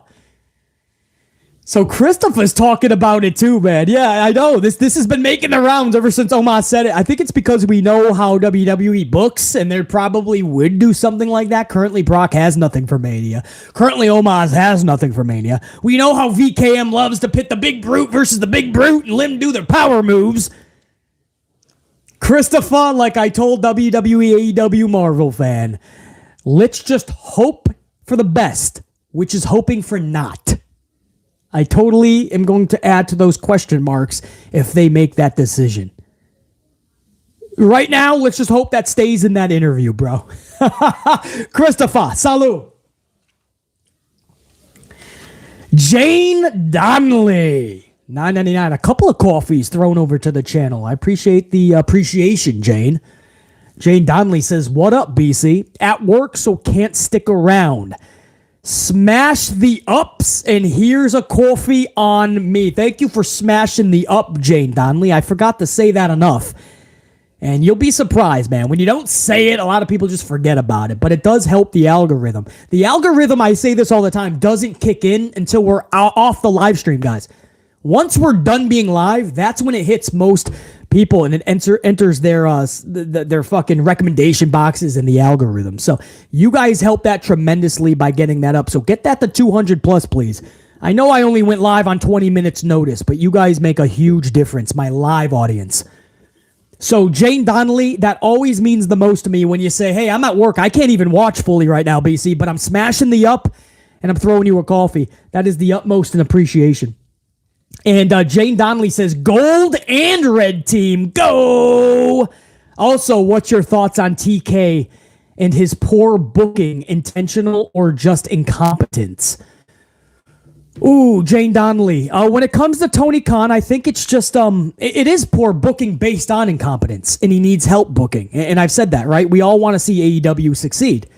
It's not going to happen until he gets people in there that know what he's doing, what they're doing. Unfortunately, he had people like Cody Rhodes and William Regal, and he lost them back to WWE. So Cody Rhodes and William Regal went into AEW, saw how the sausage is made behind the scenes, right? They see how the magic is created. They know how the magic tricks are done. And they assessed it, and they said, I don't want to be here. I'd much rather be in WWE. I know Regal has his kid there. I totally get it. But it was much more than just my son's there. They just saw how it was, and it's just, they didn't want to be a part of the process. But he had smart people there, like William Regal and Cody Rhodes, and people that just really know the business and what needs to be done, and he just lost them. And it's because he doesn't want to get out of his own way. I truly say the one thing standing in AEW, All Elite Wrestling's way right now, is actually the boss himself, Tony Khan. He does not know how to book. He doesn't know how to make stars, and he just rather go on interviews and start saying weird shit. It doesn't help the talent, doesn't help his shows. But he's got another announcement coming Wednesday, so that'll bring 100,000 viewers back. They're going to try to get 950 again. But yeah, I think it's bad booking based on incompetence, if that answers your question, Jane Donnelly. I truly think that's what it is with Tony Khan. He just needs to get people that know what they're doing in there. You could be the owner, much respect to you. Maybe just shut up a little more, get people that know what they're doing, and run a really good show, you know? Try to really be competition to WWE instead of just claiming your competition to WWE. I think that's the best way that I can say it, Jane Donnelly. Good question. And Jane, as always, salute. Hopefully you're kicking ass at work right now and you come back later tonight and check out the stream in its entirety. Salute to my tried and true gold status, Jane Donnelly. Mohammed Isa, 5-spot coffee thrown to the channel. I appreciate the coffee. Mohammed, never needed, always appreciated. BC, what do you think about the morons comparing Cody to Batista back in 2014 and trying to make it seem like Sami is Daniel Bryan back then? Yeah, that's just incompetence. I'll use Jane Donnelly's word for TK. It's incompetence. Cody Rhodes is nothing like the Batista situation. Sami Zayn is nothing like the Daniel Bryan situation. In fact, WrestleMania 30 was different, right? Daniel Bryan had to be put into that because the Yes Movement was so fucking over and so massive. But to add Sami Zayn into a triple threat because the storyline was good with the Bloodline, that's incompetence. This has to be Cody and Roman one-on-one. We all know this. Sami Zayn should not be added to a triple threat. It's nothing like the Batista situation, because I've heard shit like that over the last week especially. It's absolutely incompetence, man. You can't. It's a separate thing, and I love it because that's what makes this awesome. Sami and Roman shit is separate. Cody and Roman shit is separate. We don't need to see Cody and Sami, two faces, getting on at Mania, and Roman will kind of hang out on the outside for 10 minutes. No. So anyway, long story short, Muhammad, it's incompetence. Salute. Good question, though. Derek Fleming Jr., 199 Golfy, 2 feet of snow coming to South Dakota Tuesday through Thursday. Help! Derek Fleming Jr., South Dakota, getting fucking 2 feet, huh? I guess that's the snow that Ariel Helwani was talking about when he called TK the snowman. And everybody knows what that meant. And then he said, no, I was just saying I thought it was snowing in Montreal, so I didn't know if the reception was going to be good in Jacksonville for Tony to see this. So I didn't know if the reception was going to be snowy. So that's why I called him Snowman. That just made me think of that, Derek Fleming Jr. Hey, dig yourself out of that shit, brother. Hopefully your reception is good enough to get BC content. Or to hear TK's big announcement on Wednesday. He's got another big announcement. Derek Fleming Jr. Salute, bro. Ali, $4.99. Ali, what's up, dude? Coffee over to the channel. I appreciate that. I have a feeling that next week Finn Balor is going to talk trash to Edge, and then the Brood Edge is going to play mind games with Finn. That's going to be good. As I said, Ali, I'm down with that. At first, when I saw Balor go off the air, Raw goes off the air, Balor's taking out Edge, and you know that's what they're setting up WrestleMania. Balor, Edge yet again, when we've already seen them in matches like I Quit. How much further can you go?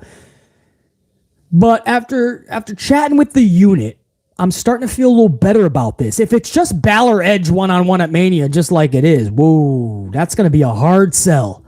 But yeah, if you start talking Brood and you do this correctly, Ali, BC's all for it, bro.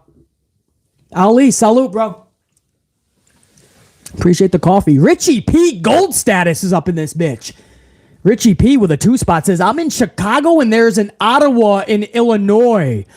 Oh, so is that what they did, Richie P? Richie P, you still up in the chat, bro? I don't know when that super was sent over. So there's an Ottawa, anybody else from Illinois? So there's an Ottawa in Illinois, and WWE Talent Relations from Adam Pearce, according to Chelsea Green, sent Green to fucking Ottawa, Illinois? Richie P says yes. Richie P, okay, that makes it even more funny now, bro. I already LOL'd when the fucking segment was on the air last night. That's gonna make fucking BC even think it's more funny, man. That's funny shit. Maria Kanellis is actually from there. Okay. Oh, that's funny, man. See, I didn't know that. It's just like they brought me to fucking Illinois. I want to talk to fucking your manager. Adam Pearce is like, all right, I'll clear this up. Oh, that's funny, man. Richie P, thank you, dude. I did not know that. Salute, Richie P.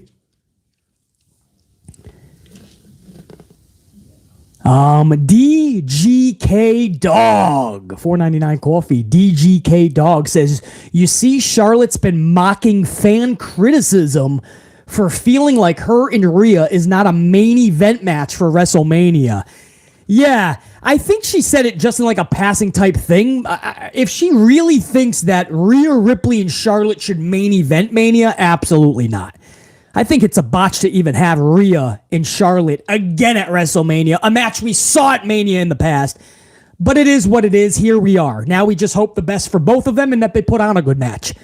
And this is going to be huge when Rhea gets that title. And it's just going to set up a fucking 87th title reign for Charlotte in the future, so it's no harm, no foul for her. But if she honestly thinks that that's main event worthy, no. Come on, stop. Guys, I would honestly, I'm not even joking here. And this is an opinion, right? This is a fact-based channel, but I'm going to give you my opinion on this scenario. I would be more happy seeing Lita and Becky Lynch versus Ronda Rousey and Shayna Baszler for tag titles in the main event. And again, I don't want to see that. I'm just saying, as a joke, I'd rather see that over Charlotte and Rhea in the main event. There's just no need to see that. So, yeah, if she is getting... Now, I mean, I always tell everybody that the social media thing is so fucking stupid. Like find a better hobby than just fucking spending 24 hours a day on social media. But if she is getting criticized, I mean, if these wrestlers are actually spending time on social media, they have nothing better to do, then it's justified if she truly believes that her and Rhea should be in the main event. There's no fucking way you should be over Cody Rhodes and Roman Reigns. And on the second night, There's no way you should be above a Gunther IC title match, or even if we get Demon Balor versus Brood Edge. There's no way, guys. So I don't know about the criticism that she's got, but I don't understand why she would think she was not going to get people going, are you fucking serious? Now, on one hand, you say, BC, what do you expect her to say, man? Every wrestler is going to want to think they're in the main event. Yeah, but you have to also, like, you can't be that stupid, right? You can't be like, oh, me and Rhea should be the main event. What? The fuck you figured, man? Like, Rhea Ripley, and we've already seen it. You can't possibly just put that in the main. That's like putting Balor and fucking Edge in the main event as much as we want to say. No, that should not be in the main event either. I choose that over Rhea and Charlotte. So anyway, where was I going with this? DGK Dog. I did not see the mocking. I don't, this whole BC's not a big.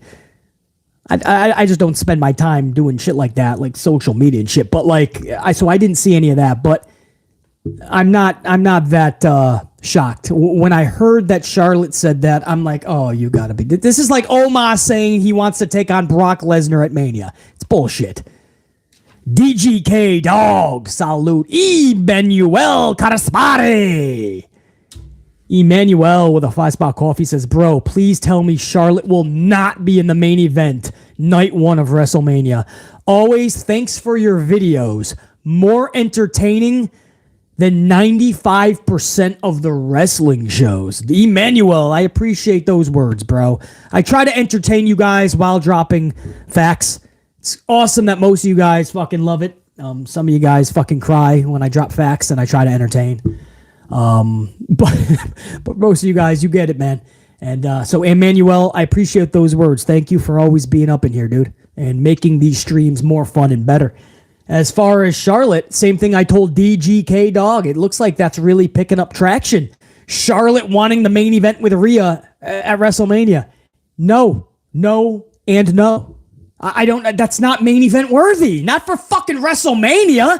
And I'm loving the trajectory that Rhea's on right now. That is not main event worthy. Guys, Cody and Roman is one of the main events. We know that. If you're going to put the ladies in a main event, it's Kana, Asuka, and Bianca. If you're going to do that.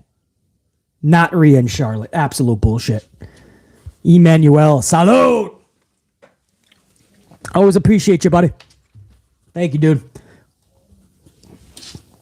Easy. 5-spot coffee. No words needed. Easy just showing that support. Throwing a coffee at the channel. Easy. I appreciate you, man.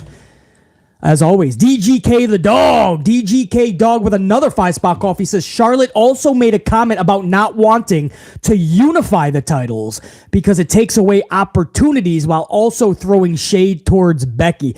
They just don't like each other these days, and she's always going to take that shade spots. But Charlotte doesn't want the titles separated because Charlotte knows that's more ways for her to get more titles. So if there's only one and that's fucking taken by something other to do, anything else other than Charlotte, then that's just going to clog the highway. Charlotte wants more than one opportunity to play her game. So that's obvious. We see right through that, DGK Dog. Ali with another $4.99 coffee says, I think on Friday night, SmackDown on the Firefly Funhouse, Bray is going to have a promo on Bobby Lashley. That's my idea. Yeah, I think that's how we're going to start it off. It has to be started Friday, definitely Monday the latest, if you're going to do it. And I just want to see where it's going. Like, what's the story? What does Bray have to do with Lashley? Why? Lashley's been booked so irrelevantly anyway. I don't know, Ali. Yeah, I think that's the most obvious choice, the easiest way to go, just a Firefly Funhouse. I'm going to need a little bit more than that, I think. Or the story of this has to really kick into high gear. I liked LA Knight and Bray. Make me like Lashley and Bray is what I'm saying, right? That's what WWE has to do for us. Make us see the vision. Make us feel that vision. Let us rock with it. Ali, we'll find out Friday night. Salute, bro. Isaacar, $4.99 coffee. Isaacar says, what up, BC? What up, bro? I heard LA Knight and Pat McAfee is the rumored plan for Mania. I think it would be fun to watch. What do you think? Yeah, I like Jared Nine's Stone Cold LA Knight deal, but if we don't see Stone Cold within the next 2 weeks, clearly that's not happening. Pat McAfee, you would have to do that like yesterday, Isaacar, no? If you're going to do McAfee at WrestleMania with LA Knight, you got to kickstart that now, bro. You only got 5 weeks of shows left before Mania. So, I don't understand. Sean, I appreciate that in the chat, man. Yeah, it's not saying much, though. I've seen most of the community, and it's not, I can't even fucking watch anyone else, to be honest with you. I literally, not even for a second anymore. It's gotten, it's kind of odd. Eric, I appreciate that, brother. I do appreciate that, guys. I can't even, It's not saying much, though. But I do appreciate it. LA invading the Pat McAfee show, showing to attack him would be a cool self. Oh, there you go, JR9. Kind of like when Roman went into the Logan Paul show. It wasn't like an invasion. Roman wasn't overly fucking, he wasn't rude at all. But after Logan just started asking, could I beat it? So it started on that show. And I think, did Adam Cole do that too, JR9? Adam Cole on the Pat McAfee show? I think Adam Cole was there because they're buddies. Was it Adam Cole? I forgot what happened. That was a few years ago. But I think that started on his show as well. Or maybe not. What the hell was that? Cole did it for TakeOver. Thank you, Jaron. Yeah, that was back in the next... Yeah, I know. I was starting to fucking doubt myself there. Yeah, so that happened before. That's a cool fucking way, man. And now McAfee's show is on another level. You bring in LA fucking Knight. It's WrestleMania LA. Hello? Bro, you got to do something big. I'm actually down with Pat McAfee LA Knight. Let's do it, bro. I do think... Oh, this is going to hurt, man, because I like McAfee, and him picking up W's is cool. I believe if that happens, Isaacar... Was that Isaacar? Hold on. Yep, I believe if that happens, bro, LA Knight has to win. LA Knight has to pick up that fucking defeat that he took to Bray Wyatt, which is no harm, no foul. That's what had to happen. And now at Mania, he picks up a big W over Pat McAfee. I'd be down with that shit, man. Let's rock it. I'm actually down with that plan 100%. Kick it off like JR9 said, man. Have him fucking come into the Pat McAfee show. I love it. Let's start rocking it. You guys are getting me a little more excited for Mania, man. You're getting me more on board with Balor and Edge if done correctly. You're getting me on board with Pat McAfee and LA Knight. I mean, unit. You're getting me fucking pumped up for it, dude. I love it. JL, 2-Spot Coffee, says hype for future GOAT in the main event. Who do you got? You got fucking JR9. What's the card for tonight? Or... JL, are you still up in the chat, man? JL, that was a super chat from JL. Hype for the NXT tonight. Hype for NXT tonight. Future GOAT in the main event. What's the show tonight, man? Oh, yeah. Braun Breaker and Jinder. Now, you guys are saying the future GOAT, Braun Breaker. I'm actually a Jinder Mahal fan, so I'm catching that match no matter what. I'm backed up now with everything I need to take care of today, so I'm not sure I'm going to be able to catch this live tonight. But I will be catching Jinder Mahal versus Braun. We're all high on Braun Breaker. You guys are already labeling him the next to future GOAT. I can see it if done correctly. But I'm going to be rooting for my boy Jinder. Not saying he should be winning a title. Relax. I'm not saying that. But I'm looking for a good performance. I like Jinder Mahal. I know that's not a fucking positive fucking statement. Nobody likes Jinder. But yeah, man, I'll be fucking checking that out for sure. JL, Breaker, and Jinder. JC Jane, Indy Hartwell. That should be good, man. JR9, what's the call-up sitch on Indy? What do you think, dude? Loomis has gone up. Gargano, LeRae. Everybody she worked with in those cool storylines. And Indy sits in NXT. Now, JR9, do you keep her there? Or is it time for her for the move up? And if so... Will Triple H have something for her? Don't hinder Jinder, says Ash. Fuck yeah. Melissa, Braun Breaker, Jinder. Yeah, thank you. Yeah, that's okay. Well, that's a match I'm going to have to check. And I got to support my girl, Indy, versus JR9's girl, JC.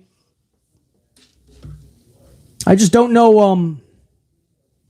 Yeah, I think it's going to be interesting. See what they do with fucking Indy. There you go, DGK dog. Another Jinder fan. I don't see that often, dude. Support Ginger. Now I don't fucking pump him up too much on the channel, say he's gonna win championships, or he should, because then people will be like, what the fuck? But pretty fucking interesting. Who was that? JL. Yeah, dude. Then I'm gonna have to be checking some of that out for sure. Indy loses tonight. Teams with Candice. There you go. And then that kind of ties up the loose end with Candice. There you go. There you go, bro. Answers an earlier question of mine. Dr. Smooth Dude, 5-Spot Coffee. I do believe that Balor vs. Edge in Hell in a Cell was supposed to already happen, but Edge's actor schedule got in the way, so I think we will do it at Mania. Go, Pack, go! We got a Packer fan in the house. Fuck yeah, Dr. Smooth Dude. I only have a couple sips left, so I have to reserve these, but a Packer fan? Yeah, that's a salute. And yeah, whether it was supposed to happen or not, Dr. Smooth Dude, I'm good with it, but there has to be layers to this. I don't want to just go like, we have nothing else, so the story is just going to be the Cell. Make him the demon. Let's get aspects of the Brood. Let's bring in Gangrel with his wife, Beth Phoenix, with Edge's wife, Beth Phoenix. Right, let's really put Judgment Day and the Brood in some type of a cool deal.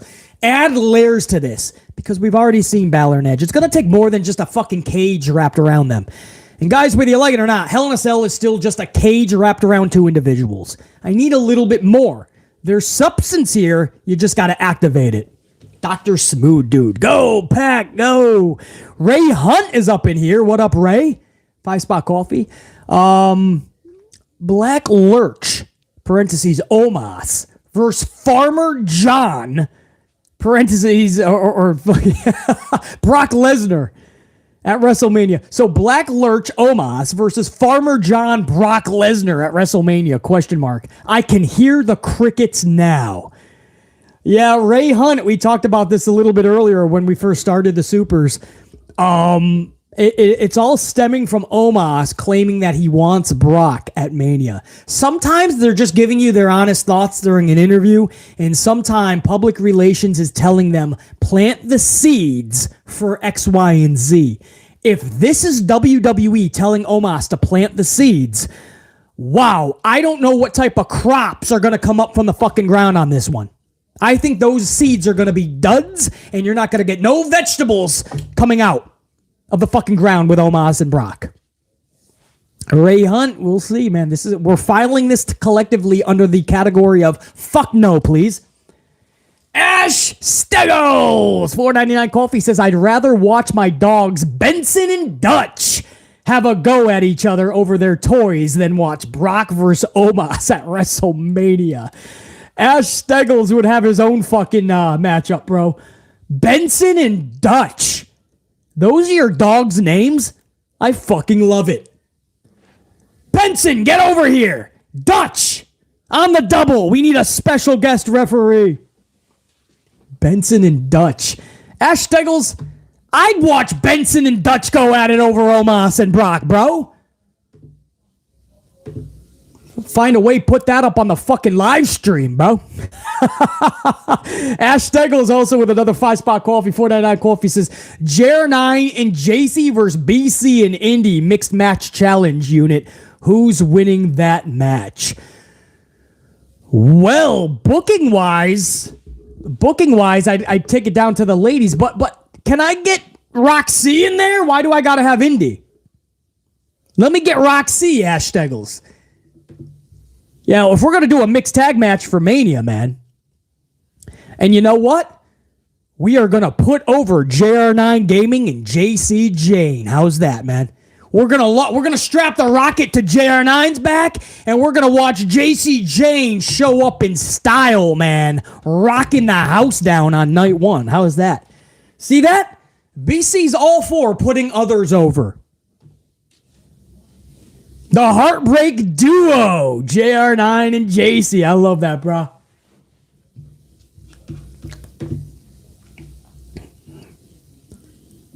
Too funny. Ash Steggles, man. We'll put that on the same night of Benson and Dutch. How's that, bro? Problem is, you're the ref. You could have Roxy. All right, well, creatively, I don't know. Maybe we'll do a ref spot where you get knocked the fuck down. Who knows? I'm telling you this, if they put Charlotte and Rhea in the main event, we have to do our alternate booking. Appreciate the coffees. Ash Steggles, man. Salute, dude. I think I got everybody, man. To all my supers, from Ash Steggles to Ray Hunt to Dr. Smooth Dude, JL, Isaacar, Ali, DGK Dog, Easy, Emmanuel Caraspare, Richie P. Derek Fleming Jr., Muhammad Isa, Jane Donnelly, Christopher Blackshear, WWE AEW Marvel fan. To all my supers, dude, much love and appreciation. Top notch. This went, we just hit the 2-hour mark. I wanted this to be 1 hour. We just went 2 hours. We were fucking super amplified. Thank you guys on the ups. We passed 200. Let's go to 250. Once we're done being live, the algorithm's going to kick in. Thousands of people are going to be able to tune into this, and it's because of you guys, man. My live unit. So I appreciate you guys. To my gold team, all of the gold card members in that chat, you guys are next level. I got to give you guys a massive salute. And to everybody, all my red team, whether you're a gold member or not, to my entire unit that made this stream and made that chat straight fire. Ty Drew, you're putting up the flames, but that's for all of us, bro. You guys turn this from 1 hour to 2 hours because that's just what we do on these streams, in these videos. We just create magic, bro. We have a lot of fun. We shoot the shit about something we truly enjoy and we want to see get better. We drop facts, we entertain, and we just have a hell of a lot of fun. So I appreciate every single one of you guys, my red team. And now you know what we got to do. Red team, go! Get them up! Get amplified! Get those delts rocking! Pump out those biceps! Get the triceps crushing out! Start snapping, human beings! Wake up! Get up! And get amplified! Top guy, I'm out. BC saying check you.